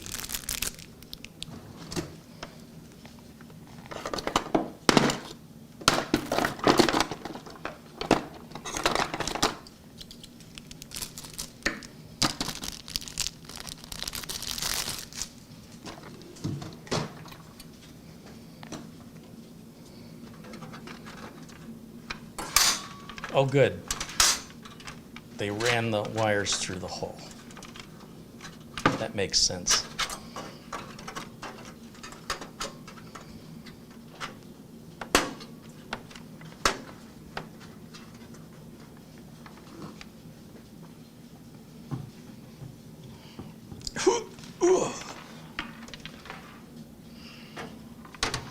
Okay, are these holes going to align? I bet they're not. I bet they're not going to align. You didn't say the magic word. Wow.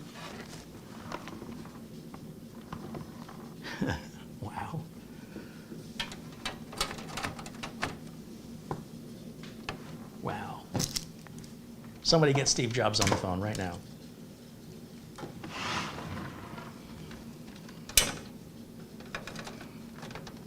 How is this going to align? Okay. Well, there's good news and there's bad news. The bad news is these standoffs are in the wrong position.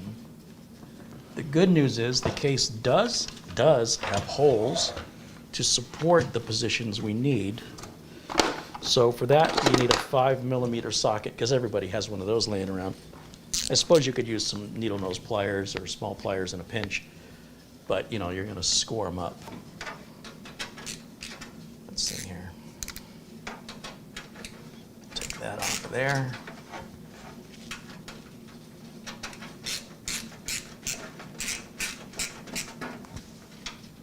It's not really a better view for you, is it?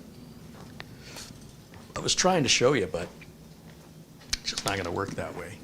It's also harder for me to work when the screws are trying to fall out. So I'm going to set it back down like I was, like I initially started with. And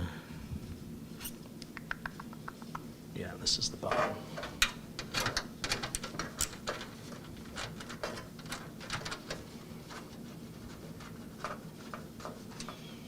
So that one gets moved up.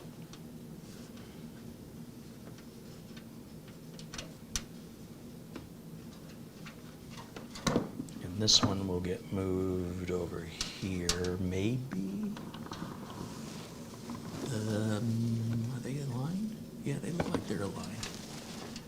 Sometimes the hole on the far side underneath the RAM is like a 1/2 inch further towards the bottom of the board than the opposite side.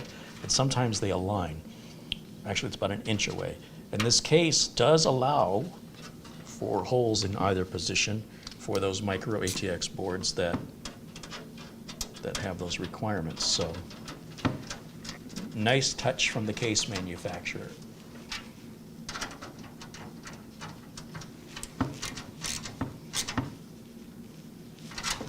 Okay, don't over tighten those. You'll strip the motherboard tray and then you're done. I mean, there's no way you can really get past that without some special rethreading skills. All right, that hole lines up. That hole lines up. Those two and those two, everything lines up. So somewhere we've got a box that I never removed that has the mounting hardware.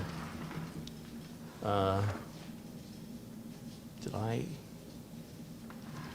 forget to take the mounting hardware? Oh, it's in a plastic bag in the hard drive cage, tied with a wire tie below, which I cannot get out currently. Without what?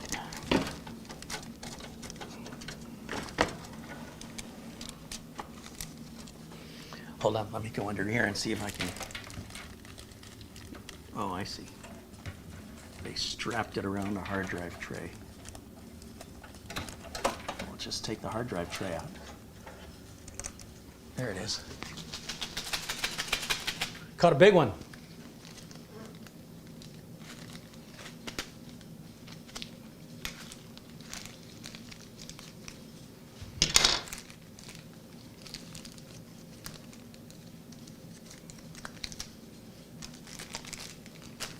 Hey, they gave us some nylon zip ties and some screws. I don't know which screws we need.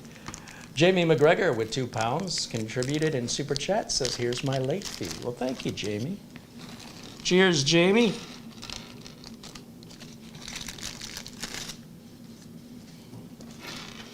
All right, so which of these screws do I need? I don't know. Is it a thin thread? Is it a coarse thread? Is it a hex head? Huh. They didn't give us many hex heads. They gave us a lot of these little ones. Maybe it's the little one. Let's see.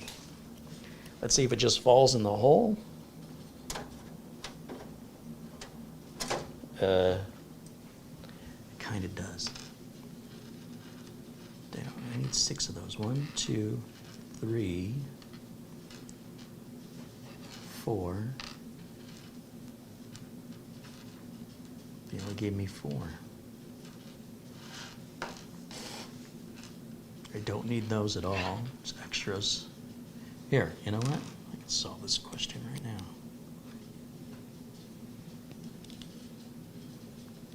just not right. Oh, once you get it started, I guess it is right. It just doesn't start doesn't start with confidence, I'll tell you that. Come on and let's get this done. Sometime today, Holzman. Yeah, it's taking the little ones. I usually use these types of screws to hold in DVD drives back in the day.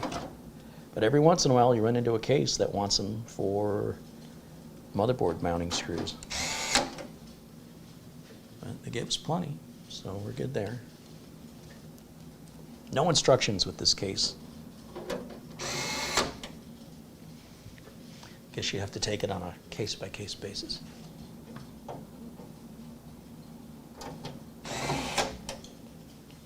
Okay, everything's going in.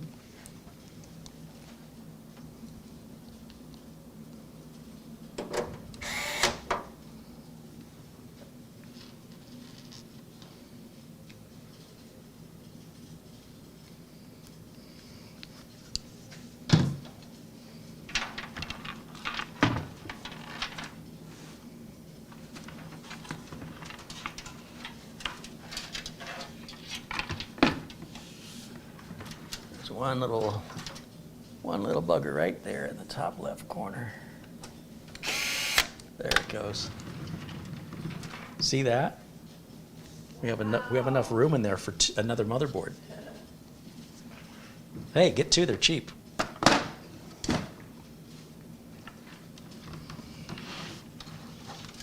I'll just put this back where it was in here.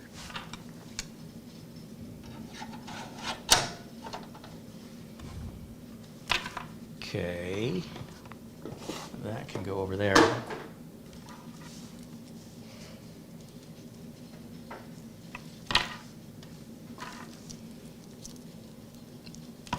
USB and audio are on the same connector. That's weird. Guess we bring it in down here? Or should I bring it in up here? It seems like...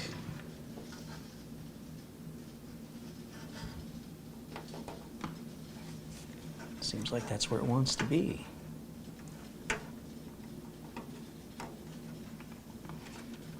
Okay, so there's those two. What else do I have down here? USB 3 header, I don't care about that. Oh, here's our front port, power switch, reset switch, power LED, hard drive LED. All right, we'll take all those. I suppose we'll just run them right through the same hole.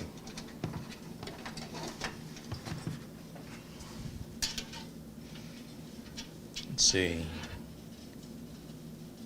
Hard drive LED, bottom left, positive on the outside.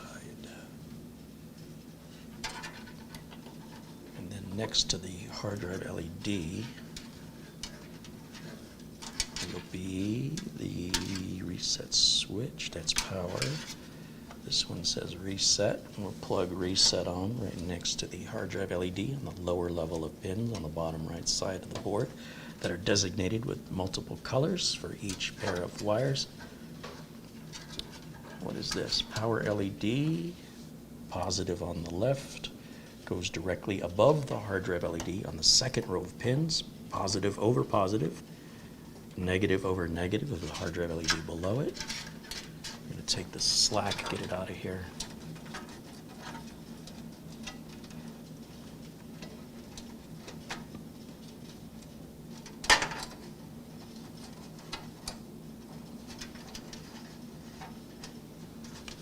And then what are we left with? Power switch that goes next to the power LED, connects directly above the reset switch. Switches don't have a positive or negative, even though they are marked with positive or negative. You can ignore those markings. Okay, so there's the front port umbilicals that I have routed really stupidly. Hold on, this shouldn't. Which one is this? Reset switch. Is that the one that's decided to go a different route than everybody else? Come on, stay in a group.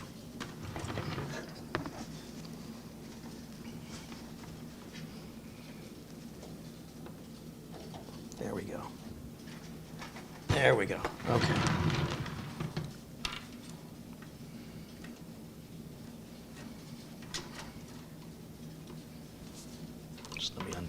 this mess. What's this?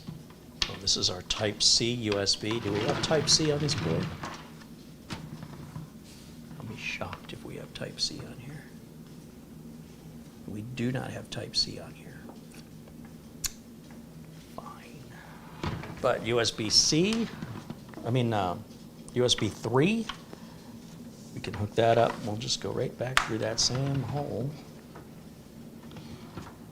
And that goes right on that connector. Like that. So that's an ARGB, that is USB-C, that is ARGB, and this is power. So that hooks everything up but power. And then for the rear case fan,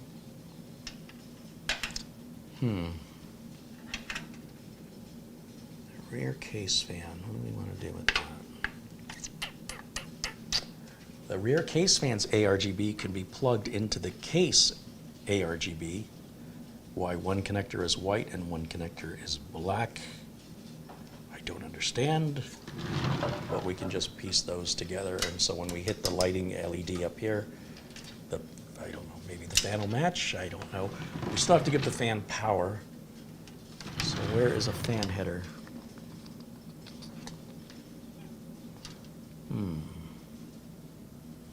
We have a 4-pin fan header down here, but I don't think the fan's going to reach that far.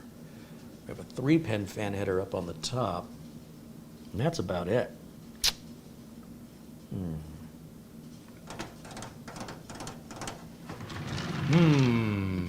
He said.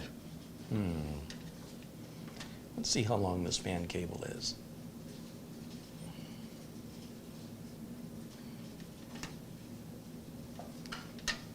Oh, that's not going to make it. It's not going to make it.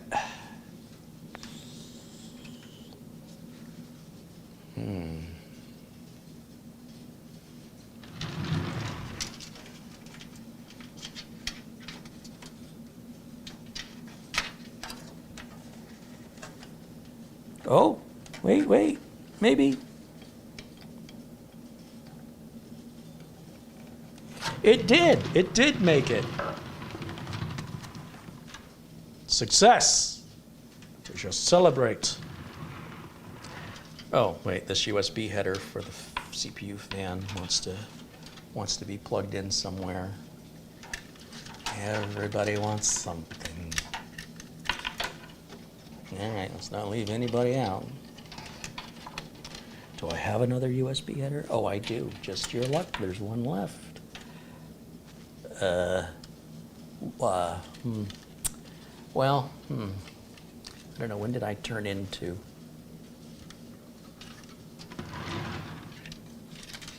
Jeff Goldblum. Yes. Yeah.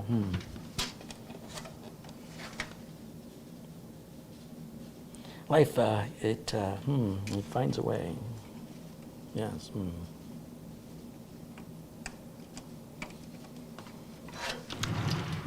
Is that gonna work? Think it's gonna work? All right. What do we have left? Juice. It wants juice, so we'll put that with the rest of the juice. And the ARGB, we'll plug that ARGB into the rest of the ARGB, and maybe it'll all sync. I don't know. I have no idea. Let's see. If this one would go here, then this one would go here. I like how there's an arrow as though you can put it in the wrong way when there's only 3 pins with one missing. I'd love to see somebody try. All right, so then we're left with 2 SATA power connectors, one for the CPU and one for the front of the case LEDs. So now that means it's power supply time. Oh, screwdriver's magnetized. Nice. All right, just set all that over here. How's your day? I could have made a fine 6-course meal trying to prepare this hot dog in this much time.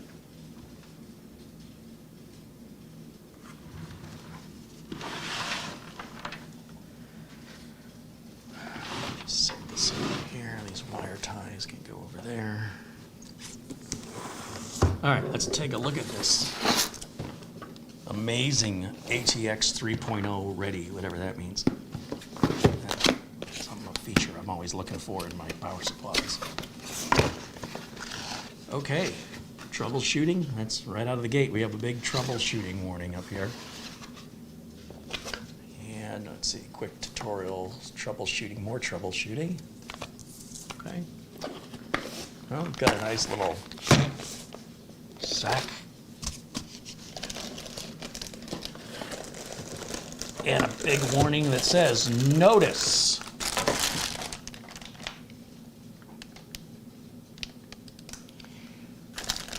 Please only use GameMax's original cables in the package. And only use HP ink in your HP printer. Those are some big holes. Yeah. So let's just say you're working on your system. Let's say you put that power supply in, and you've got the screw at the end of your screwdriver, right? And this case is sitting at the bottom. This power supply is sitting at the bottom of your case with the fan up. And you're in there, and you're trying to screw, and then the screw falls out. You know, uh-oh. Well, whatever you do, do not plug this in. It doesn't even matter if the power's on. With a metal screw, oh, you know, it didn't fall in. Let me do it again. Oh, it's definitely in there. So for all we know, that little tiny screw was short-circuiting against the input voltage, which could short-circuit, create a fire. Those holes should not be that wide. So if you do drop something in there, stop whatever you're doing, take it out of the case, and make sure you get them all out. The screw did fall out. We'll give it a little shake. Sounds good. But it's another reason to mount it with the fan facing down, which is the way it's supposed to go anyway. This case does have a small filter on the bottom of it to filter the air that'll be sucked in. Now, I can already see another problem when we put this power supply in here. Here's the next problem. We don't have a lot of space to hook up our power cables unless we take the hard drive cage out or we hook our power cables up now and we don't hook up any more in the future without knowing we're going to have to take it back apart. That sucks. It's a downside of, one of several downsides of modular power supplies. So as a computer technician, I hate modular power supplies because when you ask the customer where's the cables when they call you for an upgrade, what cables? I've intentionally given the modular cables to the customer when they bought the computer from me and said, put these in a place where we can find them in a couple of years. There's nothing you need today, but if we ever need to do upgrades or repairs, I'm going to ask you for this. Okay. 2 years later, they want to add a hard drive. Okay, I need another power cable. Where's those cables I gave you? What cables? So when you bought the computer from me, I handed you a little bag of cables. I said to put these away. I think you're confusing me with somebody else. All right, let me go on Amazon and buy another cable. But you can't just buy any cable. That's why the warning says make sure you're buying GameMax cables for GameMax power supplies. If you buy an EVGA cable, because the connector looks alike, you plug it in, and now you've just fried your customer's system. And guess who's going to pay for that repair and do all that work? So you're not only going to work for free, you're going to pay, and your customer's pissed. Now you've broken their system. Are you an idiot? What am I supposed to do? Well, you're fixing it. I can't work now. Well, there's a triple smack in the face because you get to work for free, you get to buy the parts out of your own money, and you have a customer who's angry at you and will not be happy until you get that system back. So the sooner you get it back without screwing it up again, the more likely the customer will be to forgive you and move on. But if you rush through it and you make a dumb error, you're right back at square one, and everything's going to take longer and cost you even more, and your customer's going to be angrier. Not a fan of modular power supplies. Winston Lou contributes $5.50. Carey, he says, my friend works for Boeing Canada Infotech Department. He do have Infotech paper. Great. I think you told us that yesterday, Winston. Thank you for your contribution, as always. Now, in these cables, in this bag of cables, I'm going to need, this is a gaming PC if we throw a graphics card on it. So, put a graphics card on there. But let's just get it fired up for now. Just set that over there. So what do we need? We need a connector for the motherboard and a connector for the motherboard, and that's all we should need for right now. And the rest of these cables we'll put back in here, and then I want you to put this away because there's nothing you need in it today, but in a couple of years, I might ask you for this, okay? Okay. What bag? What are you talking about? You never gave me a bag. All right, so let's get this hooked up. So I think the best way to do this is to hook it up with the power supply removed from the case. That way I can leave the hard drive cage in. And I'm all about taking the path of least resistance here. So let's see, that's the motherboard end. This end goes here and here. And this end, Stan Aristov with £1.99 in Super Chat says, I hope you keep a fire extinguisher next to you.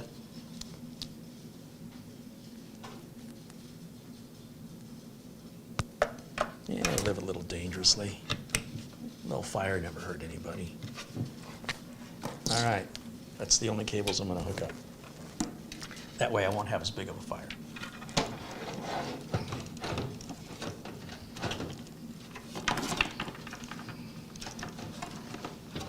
No, the hard drive cage is still a little bit in the way there. Did we get screws? Oh, we got this nice little plastic kit that came with our power supply. And in it, everything is empty except for these two holes. This one has two Velcro ties. We have a Go Faster sticker. You put this on, it'll run 10% faster and burn 10% hotter. Oh, and for power supply screws, they've given us thumb screws. Oh, these are little dividers, I guess. Why would you put thumb screws in a power supply? Is that something you have to remove often? Yeah, we might have to in this case. Well, let's use them. Let's just use what they want us to use.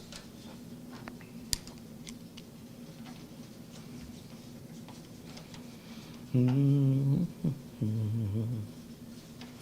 don't want to set the world on fire. What? Why is this not going?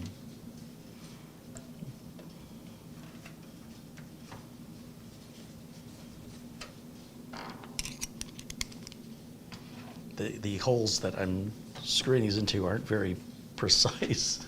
Let's take a closer look at what's going on here. Oh, I see. The power supply is sitting on an angle. Why is it doing that? It needs to lift up on this side. That's weird. That's going to be on the case manufacturer. That's not on the power supply manufacturer.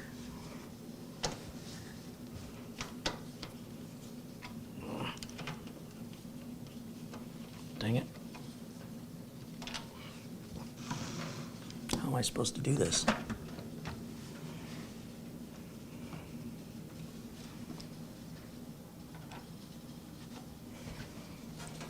So I need to lift up. That's not going to work. Bring out the red driver.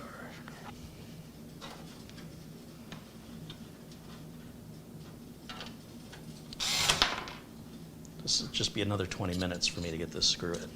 Don't worry, I saved a lot of money.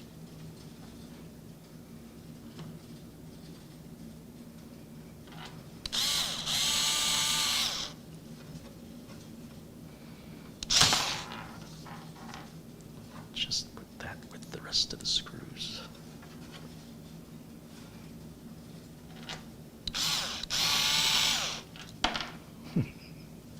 This is so stupid. Why?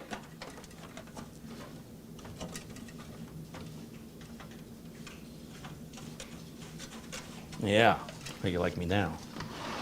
That's what I thought.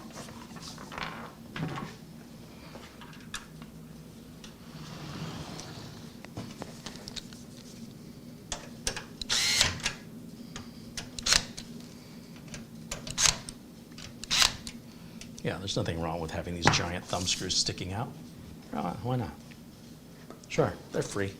I mean, they're at no additional cost. I'll just put this with the rest of the garbage they gave us for free at no additional cost. Okay. Folks, oh. I need some SATA connections, don't I, for the RGB? Hold on, we need more cables. Bring me more cables. Remember that bag I gave you? You mean that one? You have it? Of course, you gave it to me 2 years ago. You said, put this away in case you need it. I remember it very specifically, so I put it somewhere intentional where I could find it. Give me a hug.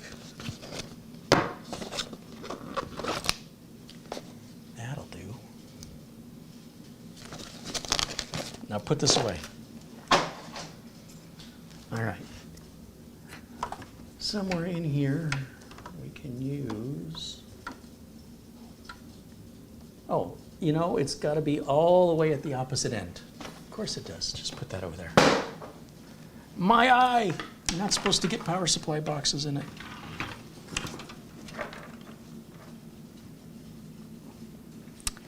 How am I going to do this now? Gosh darn it.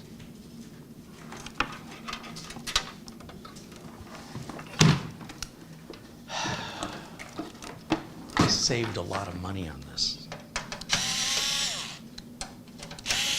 So I get to do it multiple times.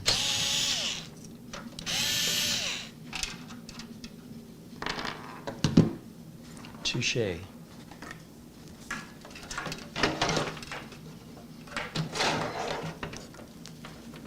Let's take this all the way to as far back as we can go, because I never want to have to reach that far in the future. So we'll just get it out of the way now.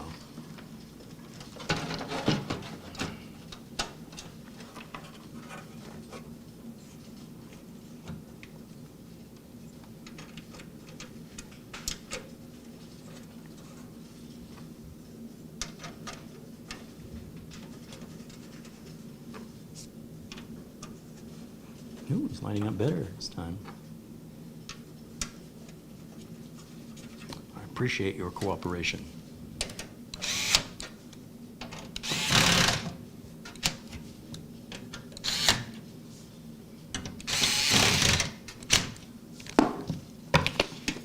This was supposed to go in the bag with the cables. We'll put that there too. Okay. All right, so now I have SATA power, and we'll plug whatever this is into, oh, that's the CPU fan. We'll go into one of these.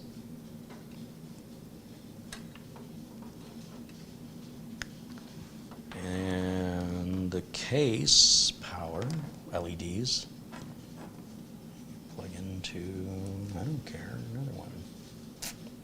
Sure, why not? Okay, now we're ready for our first power on self-test. Ladies and gentlemen, it's just that easy. Just 3 hours of your life and most of your sanity, and I still forgot to hook up the 8-pin CPU power cable.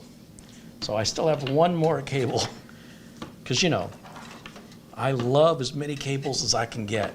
I feel like I got my money's worth if I get more cables than are really necessary, because I believe in going over the top for no good reason. I saved a lot of money on this build, though. I promise you, this is a steal. If you don't mind stealing crap.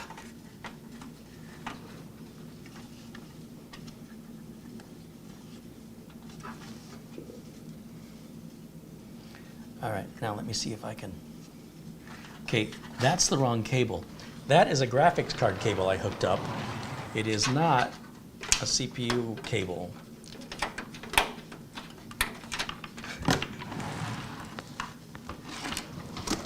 Power supply is going to come back out again.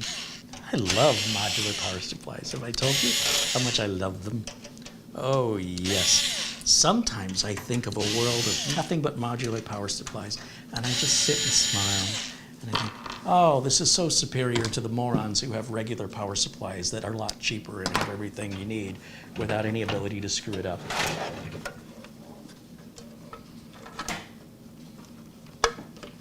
hey, who cares? It's just time. We're all here forever and we live forever. We're all immortal.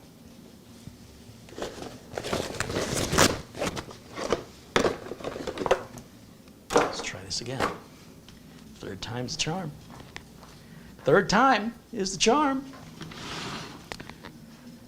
I don't know about charms. Apparently people like them. No?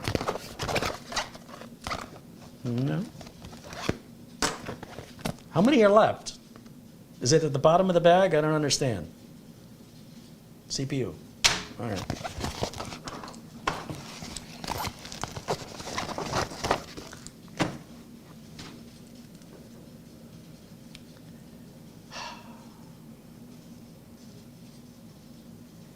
What'd you do today? I tried to watch a one-legged cat bury a turd on a frozen pond. This guy was frustrated. Okay, done with this. Back in the bag.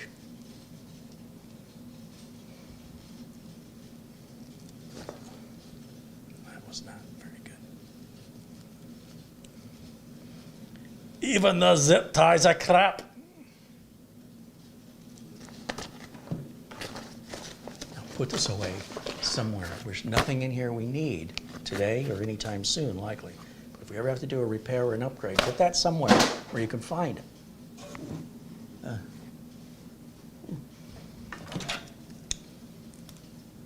Aha. Uh-huh. Oh. Oh.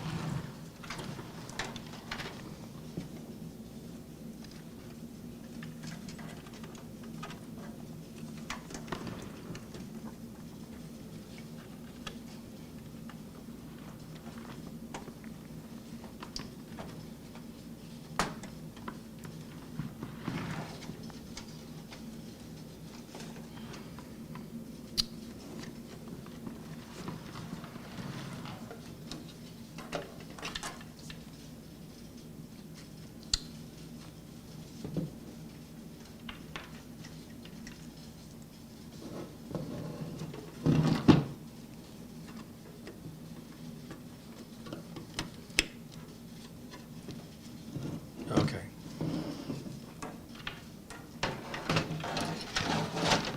Is there a glitch in the matrix, or have I done this twice before? It's very deja vu.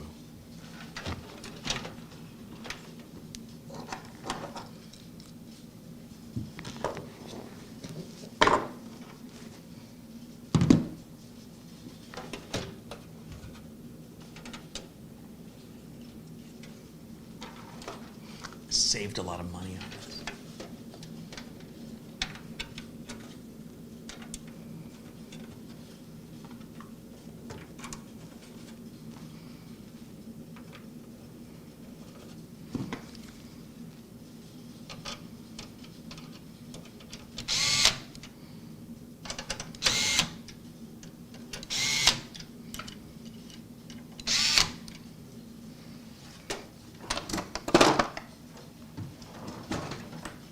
All right, and I guess I never hooked up the big motherboard power connector either, did I? Of course I didn't. Why would I have done that when there's all these little tiny connectors to focus on?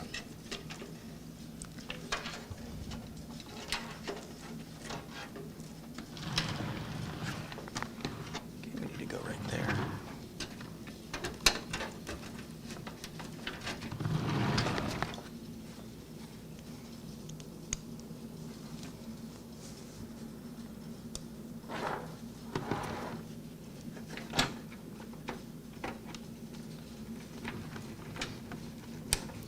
So remember 20 minutes ago when I said we're ready for our first power on self-test? And then 20 minutes before that I said we're ready for our first power on self-test? Well, now we're ready for our first power on self-test. Everything is hooked up. Isn't that beautiful? A couple cables never hurt nobody. Just hang out against cables. Here, have that. You can have that too.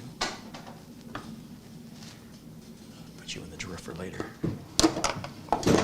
All right.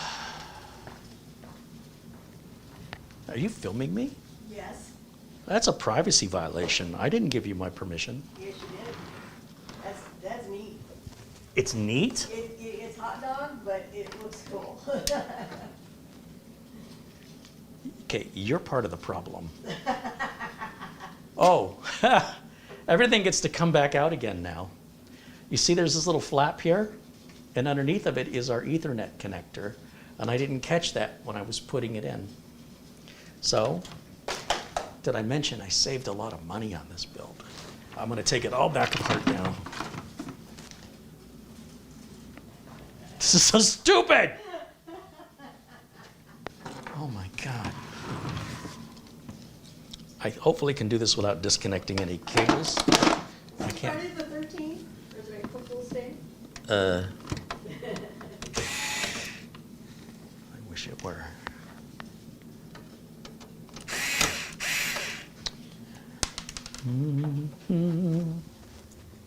When you want to build your system 3 times, this is the brand you want to buy.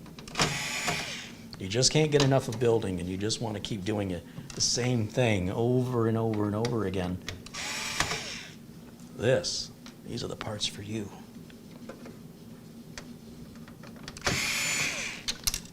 You know, I've been so spoiled using, quality parts that I don't have to check for that anymore, because manufacturers, reputable manufacturers in the United States, well, that sell in the United States, don't do that anymore.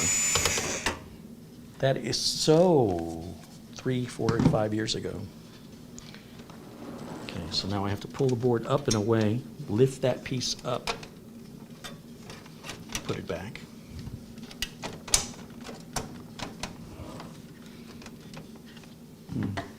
How you like me now?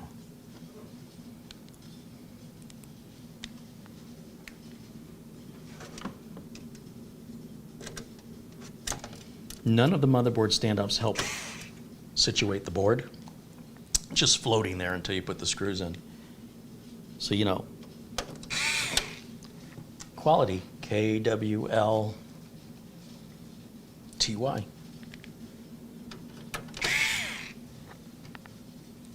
Thank God I have this electric screwdriver. I have carpal tunnel by now.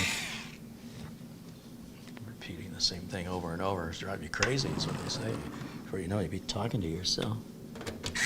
Can you imagine? I'm talking to myself, repeatedly doing the same thing over and over and over again.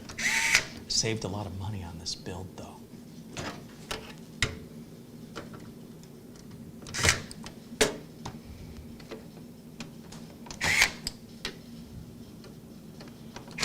Oh, enjoy your filet mignon for $60. I'm much smarter with my money, which is why I eat nothing but hot dogs. Do you know how many hot dogs I can buy for $60? Never mind the $215,000 worth of heart surgery I need later. I'm saving money. Dummy.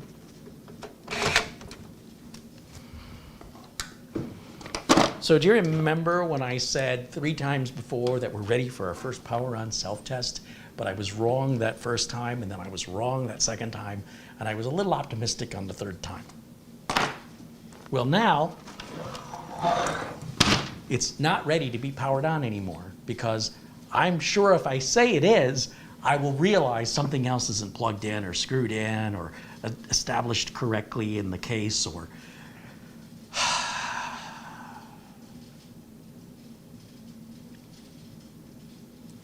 all right. Maybe.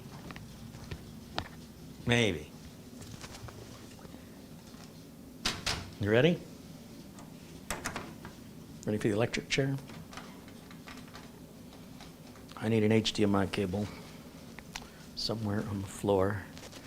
Somewhere, there's so much trash on the floor. Where did this come from? Wait. That was cool. All right, I'm gonna put that in right there. And then a keyboard and a mouse.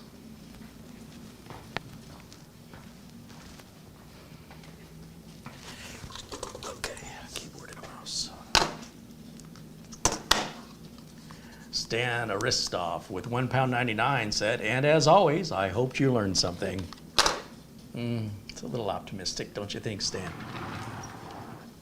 I'm a hard-headed child. That's what my third grade teacher told me. That's a confidence builder. Okay.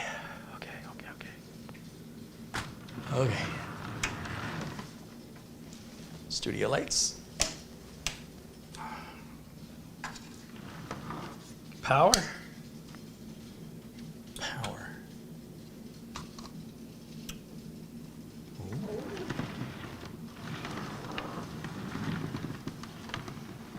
Oh, I'm so angry, I'm seeing red.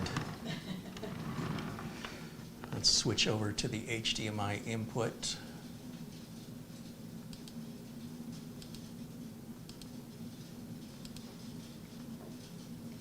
No signal.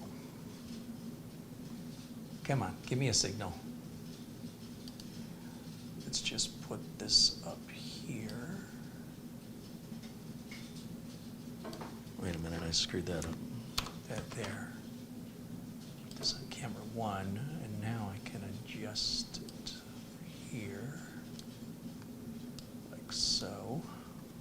What happens if I hit the LED button? Again.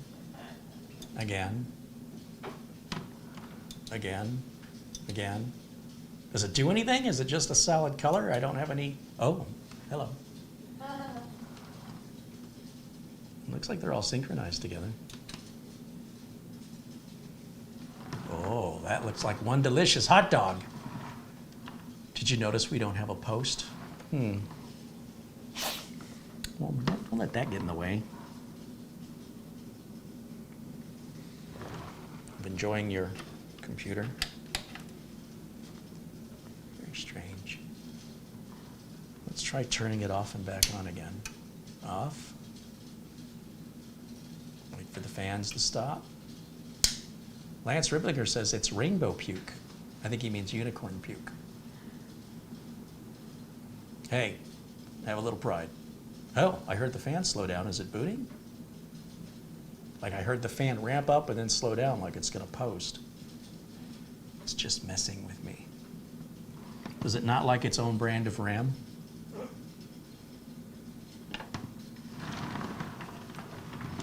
Let's see what other colors we have to choose from. Oh, we're back around to the beginning? Is that it? Oh no, now it's cycling through all the colors.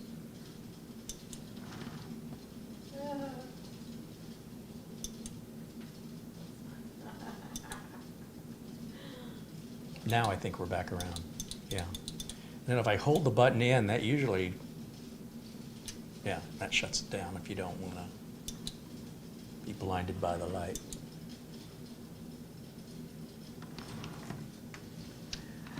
Well, there you go. There you go. I mean, I saved a lot of money on this build. Oh, the no signal? Oh, don't worry about that. That's just the computer saying it won't boot.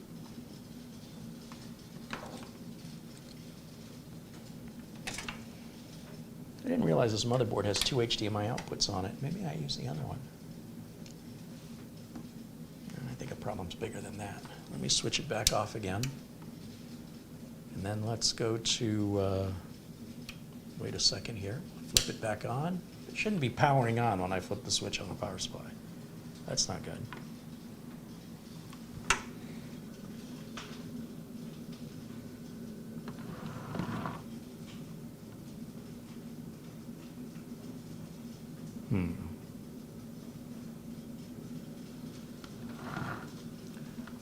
I suspect it doesn't like its own RAM. Let's try taking a RAM module out. Ooh. Whoopsie. That'll be fine. It'll grow back.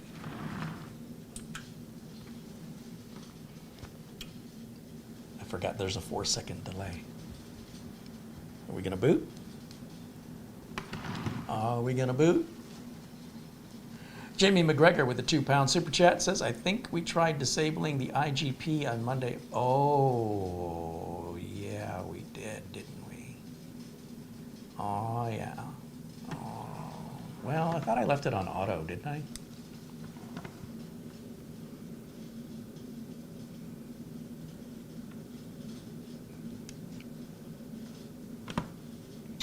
Yeah, it's possible. I could just reset the BIOS. I'm sure that's really easy to do like this. Somewhere. It's probably a jumper. Yeah, there is a jumper.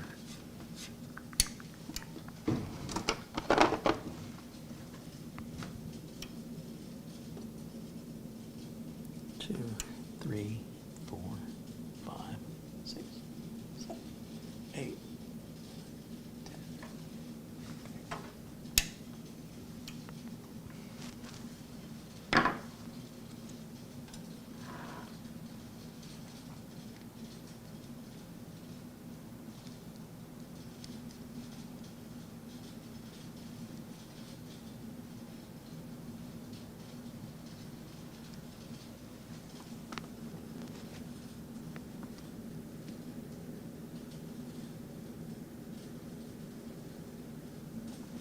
Oh, I know another way to clear the BIOS. We'll just pull power out of it, and then we'll pop the CMOS battery out of it.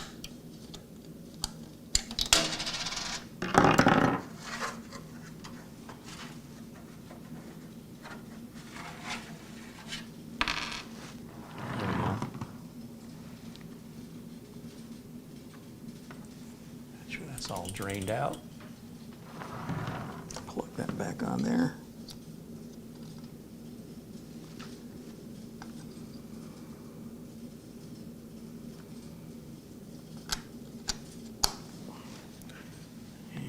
Give it power.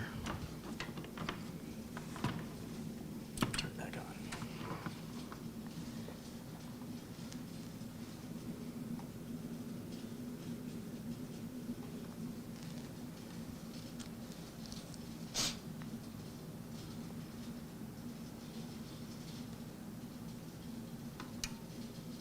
Hey, just shut itself off. That's a good sign. That suggests that it's training the RAM.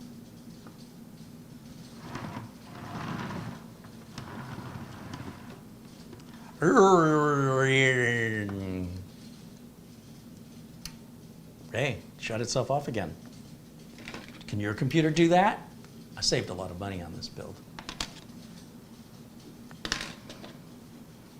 Windows 11, Windows 10. We're going to need Windows 10 because that's a brand new Windows. That's a brand new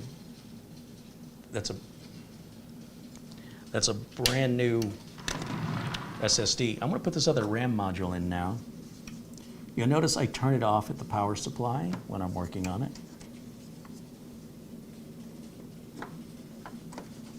I like to limit the amount of electrocutions I have. Kind of funny that way.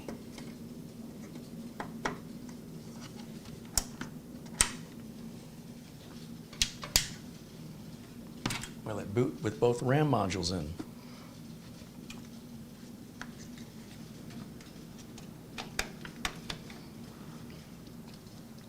Plug my Windows 10 installation media in.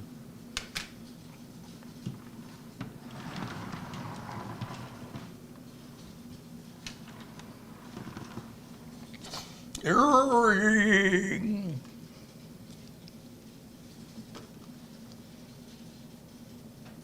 Do I have any messages? Oh, Arby's emailed me. They said, we miss you. We just bought a boat.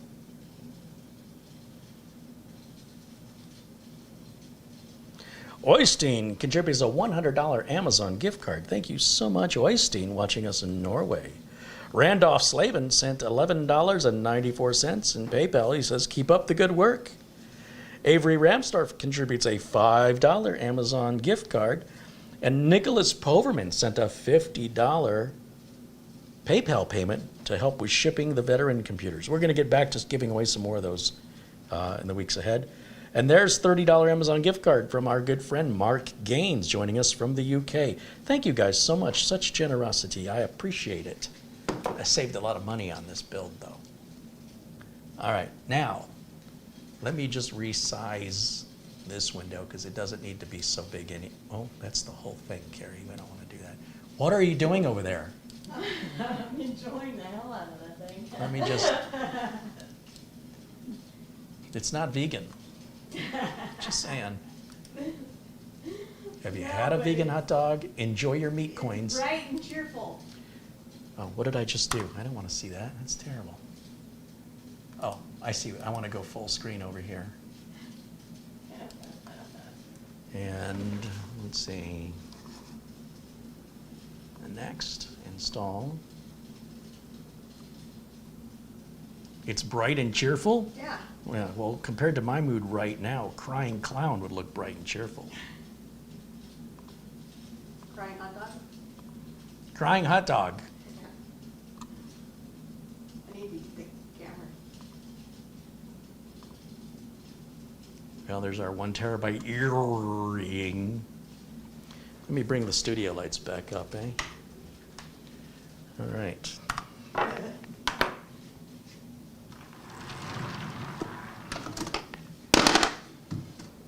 All right, and that's just resetting the BIOS back to defaults, so I suspected it likes its RAM.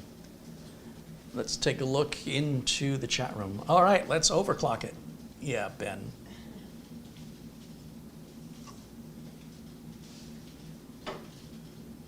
Is Camera Girl touching things inappropriately? I wish. Sometimes. Luke Greeny wants to know if I saved any money on this build. You can save 15% or more. Stan Aristoff with £1.99 said, you saved a lot of money on this build. I did. Can't you see? The savings are right in front of you.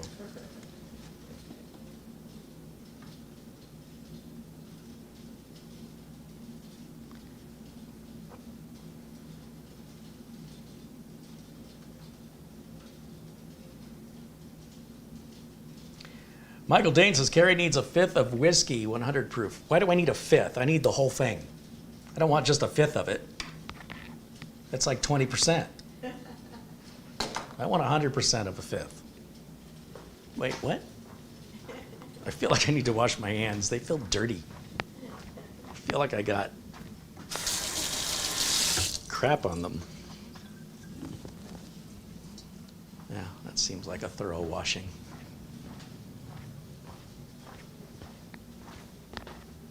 Hey, did you get me those gloves I asked for?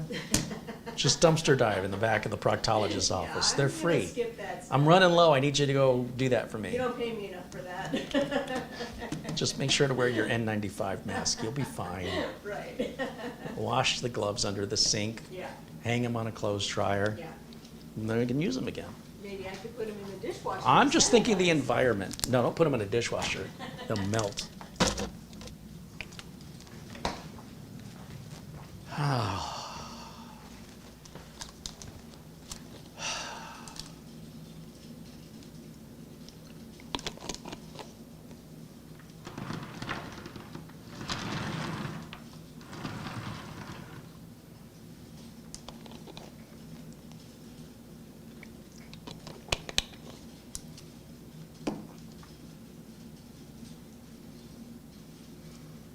It really makes me want to chew bubble gum. Oystein says, what coupon code did you use to save the money? They give a different one every time you're at AliExpress. It's the way that works over there.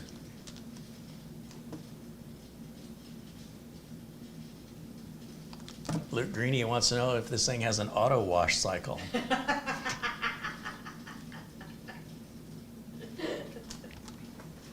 don't even know what that means.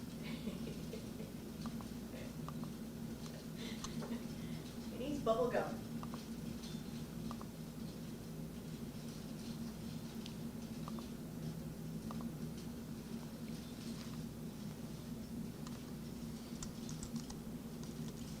I can't see my screen. We got to give this a special name.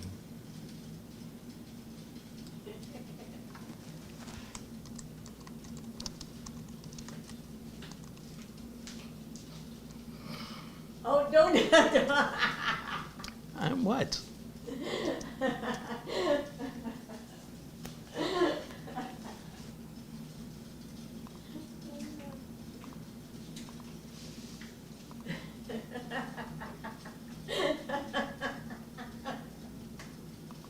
Why is that funny? Because. Can I say I'm a fun guy?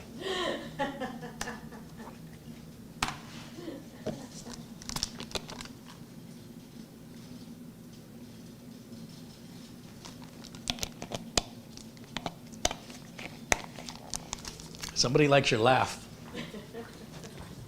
I don't think it's a laugh. I think she cackles. That's all right. I like it too. Well, I guess I can pick up all the trash while we're waiting. Oh, there's so much garbage. It's just everywhere. Oh, man. Look at this big piece I left on the counter. Ugh.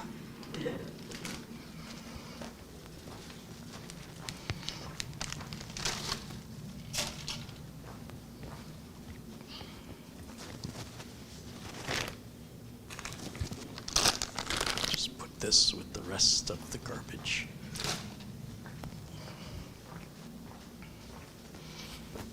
Oh, there's so much trash. What a mess. I can't take you anywhere. Uh-oh. That's all right. We didn't need those parts anyway. There's a hole in the bag.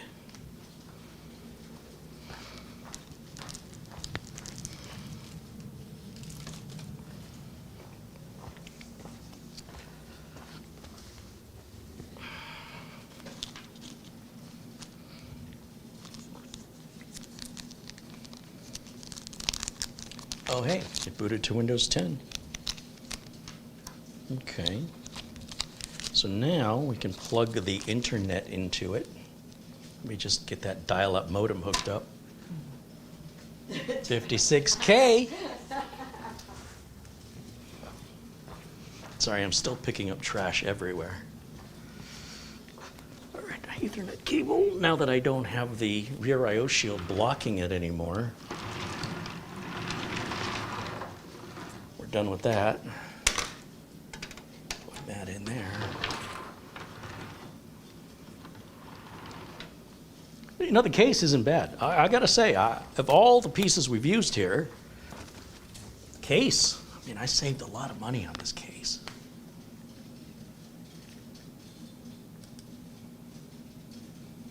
Are you looking in the chat? Just use this. There you go.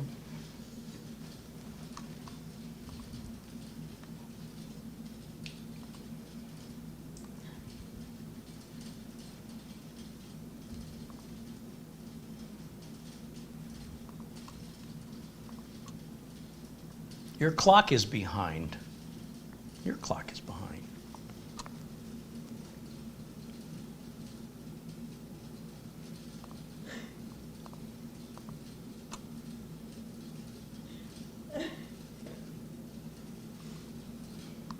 You gotta see what Lucrenia says.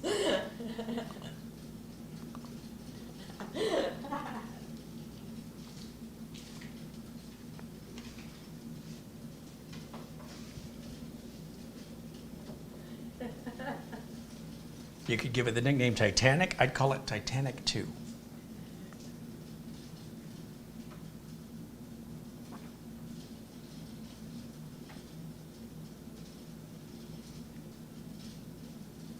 Andy W. says, I bought a time machine and I saved a lot of money on it.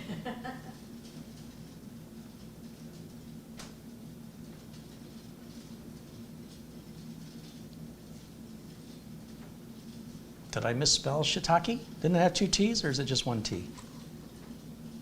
Let me see.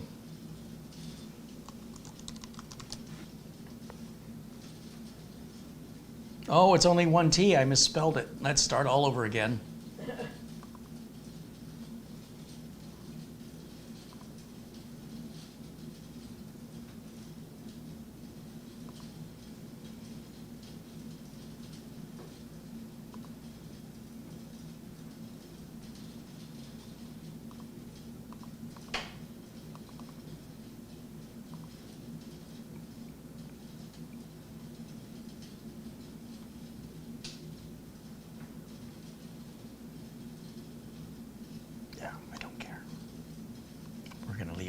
we're gonna leave it misspelled.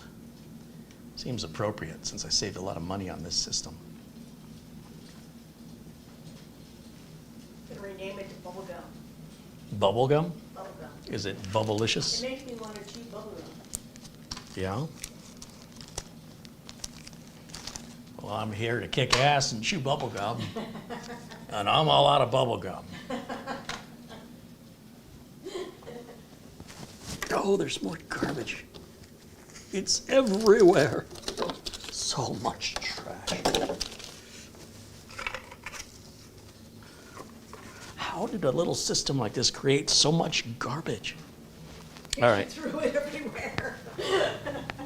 Well, there shouldn't have been that much to throw. No wonder why my arm is sore.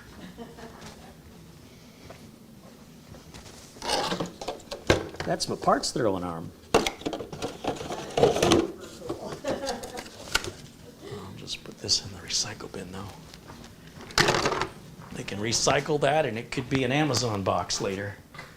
And you know what they'll put in the Amazon box? More crap.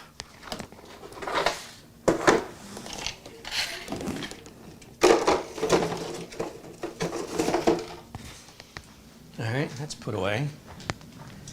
Oh, there's more garbage. Oh my gosh, it just doesn't end.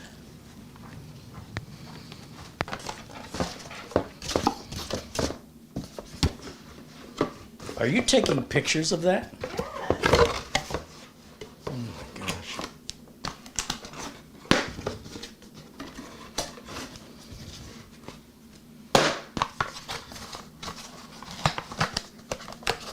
I kind of feel sorry for the recycling center. It's probably going to jam up their You machine. need to consider ALSEYE as a sponsor. Yes! I'll look into that. Sure, they're going to want to pay me in Dogecoin.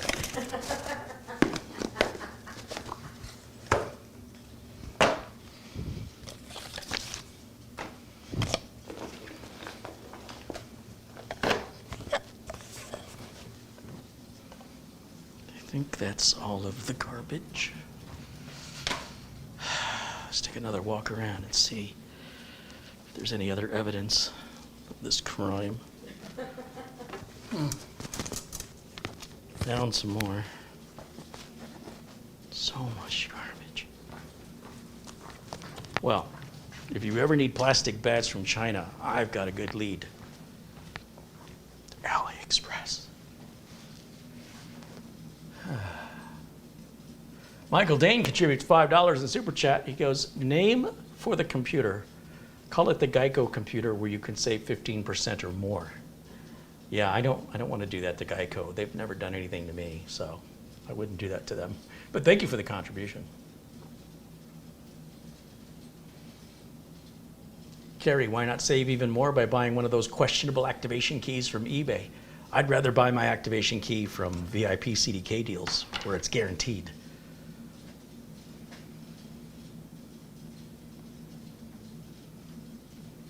Gary suggests I name the computer Oscar Mayer. Yeah, totally good. Marsman wants to know what's the temperature. It's 24. It says 24? 24. You can read that all the way from over there? Yeah. Jeez, I can't even see what's in front of me. Who said that?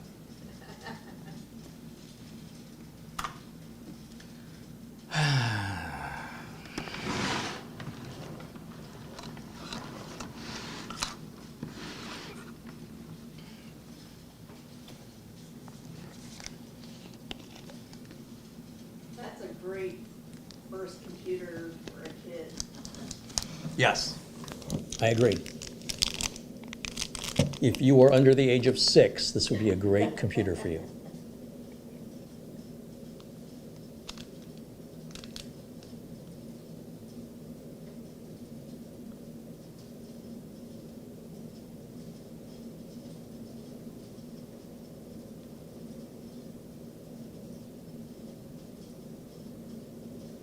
Jim KJ3N said, if memory serves, this is a 35-watt CPU, not much of a challenge to cool. Well, that's good, because that's not much of a cooler, so it's all show, no go.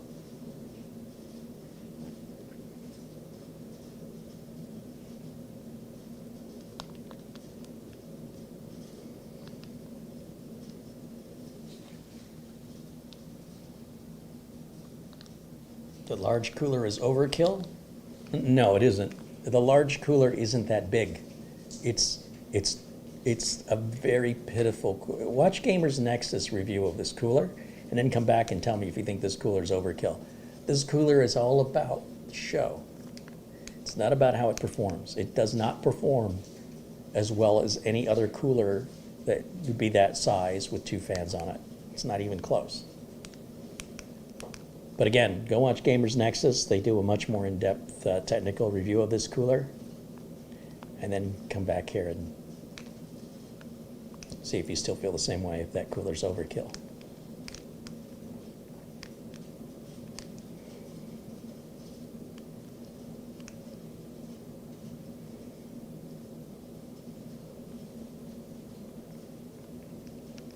All right, let's take a look at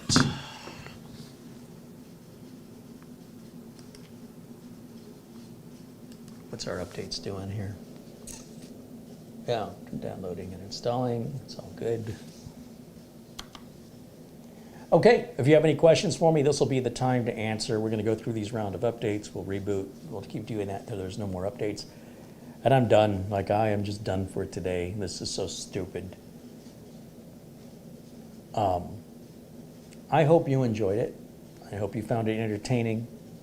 I hope if you want to entertain yourself and waste your money, that you know exactly what to expect if you choose to buy from these sources and manufacturers. Now, the case itself and the power supply seem okay, honestly. However, I really don't know about the power supply until I have time with it, but nothing concerning right out of the gate. And I would say the same is true with the case. Everything else I would stay far away from unless you like that sort of thing. Just set your expectations accordingly and that'll ensure your happiness.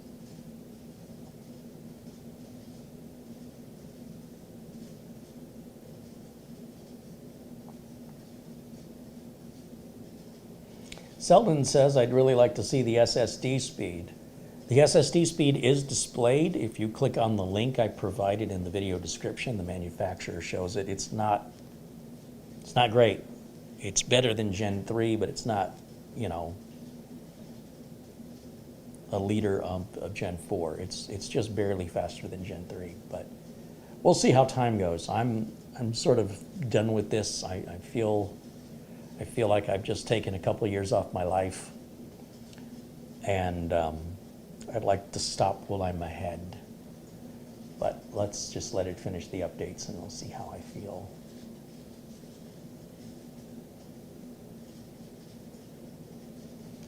William Dawson says the 80s called. They want their disco ball back. Channel Zero says, I learned years ago, never buy the cheapest crap. Buy the second cheapest crap. Yeah, it's a slight improvement. Jim KJ3N says, I think my next build challenge will be to spend no more than $100 for each component of a build, not counting a GPU. Bob R wants to know, what happens to this PC now? Wait and see if it self-destructs, I suppose. No idea. No idea, Bob.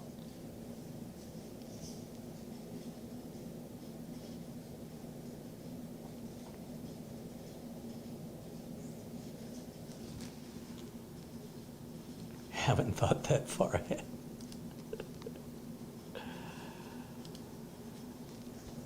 Well, we're installing the Intel display driver. I'm sure that's going to work out just fine.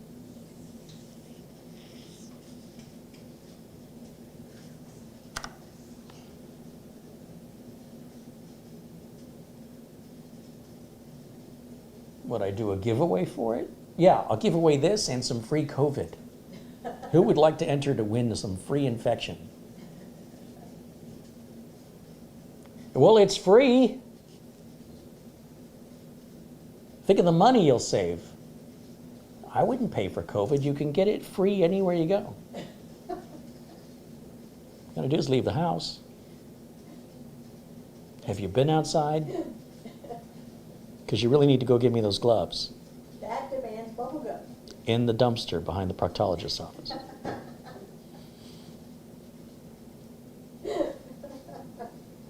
Just wash them in the sink first. It's fine. But if you drop them on the ground, throw them out. That's disgusting.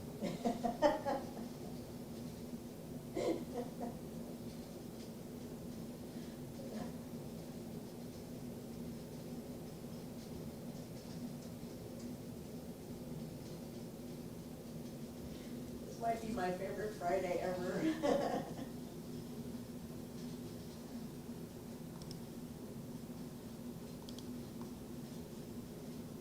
Intel display driver still loading, but everything else is. Let's just restart it now before it finishes. Revenge is sweet. Force this thing to reboot when it's in the middle of doing something.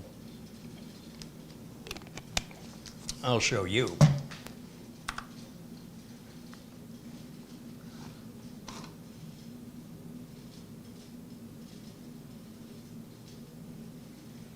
John F. says, Carey, do you know of a good diagnostic that can tell you what memory is compatible with a laptop? Many websites can tell you. If you go to kingston.com, crucial.com, and then tell it you want laptop memory, they have a little configurator you can run. Or you can simply run the free application called CPUZ and look under the memory or the SPD tab, the serial presence device tab, and then look at the specifications of the memory that's installed and just match those specs. It's super easy. Or type in the make and model laptop, so HP, whatever model, whatever, space, RAM, and hit enter, and then the Google results will probably show you as well. There's like 6 different ways you could go about doing it. None of them are difficult. All right, so we're back here. Continue. Skip for now. Not now. Cancel. Skip for now. Right click. Search. Show search. Highlights off. Start. Settings. Update and security. Retry.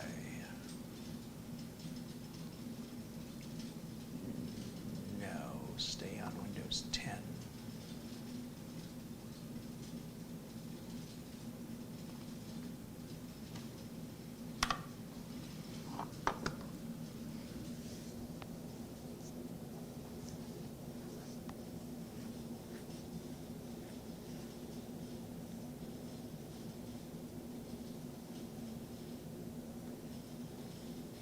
Old Man 55 wants to know, is this as good for emails and YouTube like the HP 6500?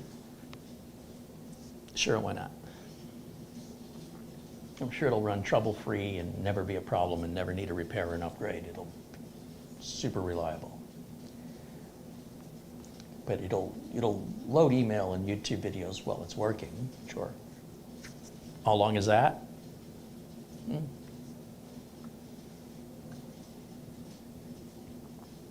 Think of the money you're going to save, though.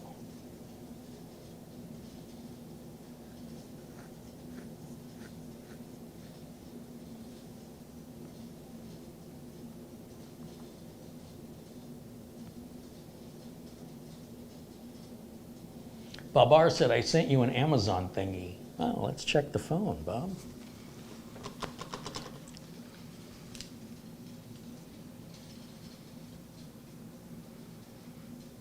Bob R. sent you an Amazon gift card for $25. Hey, Bob, thank you so much. SpaceX has gone live with their launch. Oh, they're launching right now? Hey, CareyHolzman's live. 344 people are watching. That's 344 less that are watching SpaceX. The what is it? SES-03B M-Power, SpaceX. Oh, it's already launched. It launched 46 minutes ago. Trust structure is the systems are go, pass through max Q, and the stage are optimized I like to fast for forward to sea about level, a little over 8 minutes whereas and that watch the MVAC first engine you stage see land. on the second stage, that's part of our stage 1 landing burn, and you can see that drone ship coming in quick.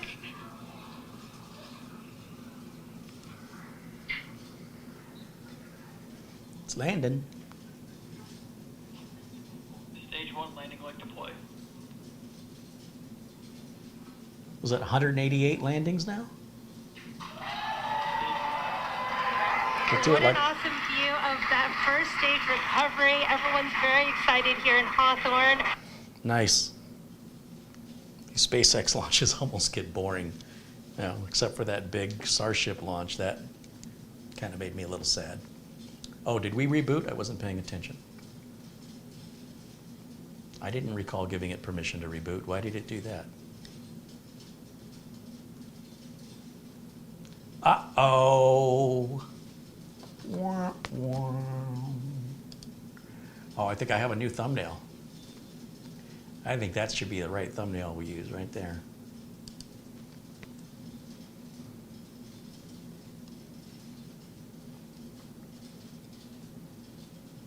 I'm sure it's a video driver problem. Pretty sure.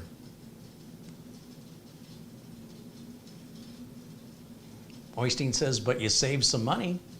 Yes, I did. I bet you can't get a blue screen as cheap as I did. Yeah.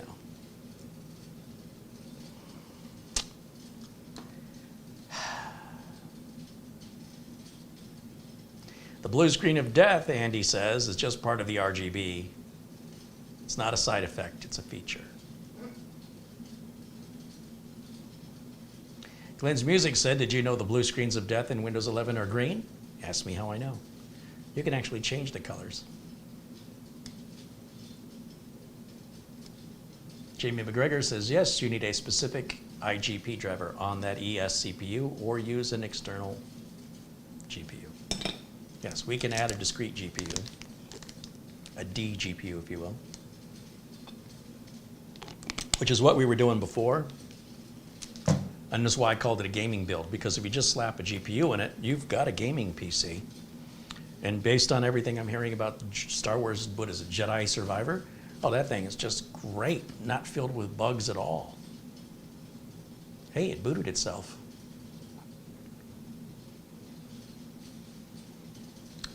Was I a little harsh with the naming, or was that dead on?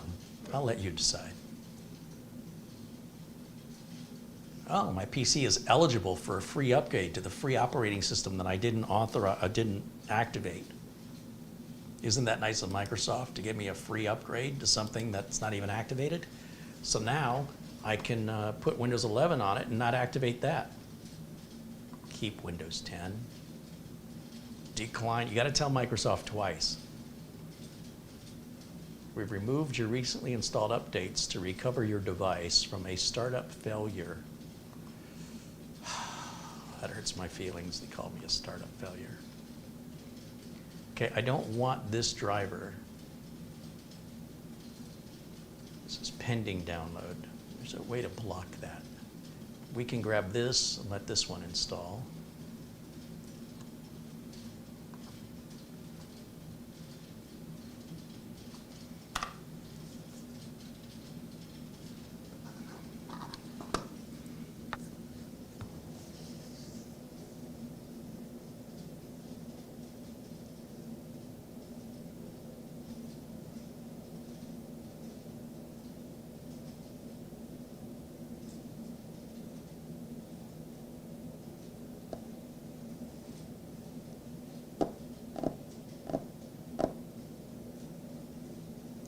All right, well, this is just wonderfully riveting video here. So I think what I'm gonna do is go back full screen here to camera 1. And yeah, we're 3 hours in for today's broadcast. That's an hour too long. So thank you guys so much for hanging out. Thank you for all the super chat contributions during today's live stream. Specifically, thanks go to John F., who contributed $5, Michael Dane, who contributed $5, Stan Aristoff with £1.99, Jamie McGregor with £2, Andy W386 with £5, Stan Aristoff again with £1.99, and again at £1.99, and again at £1.99. Thank you, Stan. Winston Liu with $5.50 Canadian, and Jamie McGregor with £2. John A. with $49.99, $19.99, and again $19.99, all from John A. Very generous. Thank you guys so much. Joe Justice with $5, and Stan Aristoff at £4.99. Gary Tatum with $20. Mark Gaines with £10. Peter Laycock with £10. Elijah 52 Dickens, $20. Thomas Backenstow, $10. Nick Poverman, $1. And Ben Laird with £5. We do remember YouTube takes 30% of all of your Super Chat contributions. If you want more of your money to come to me to go to the channel, either use Amazon gift cards or PayPal. However, I do appreciate all contributions, even if a third of it's going to YouTube. It means a lot to me because very few viewers actually do that. So for those of you who do, thank you so much.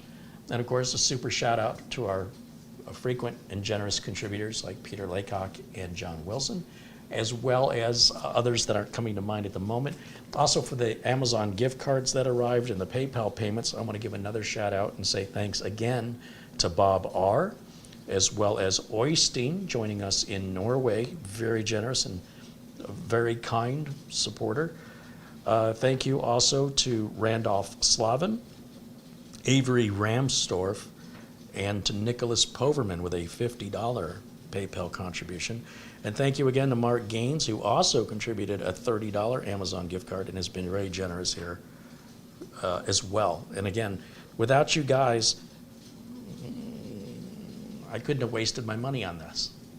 But I did so solely for entertainment purposes. I will not sell this to anybody. This was made for the content.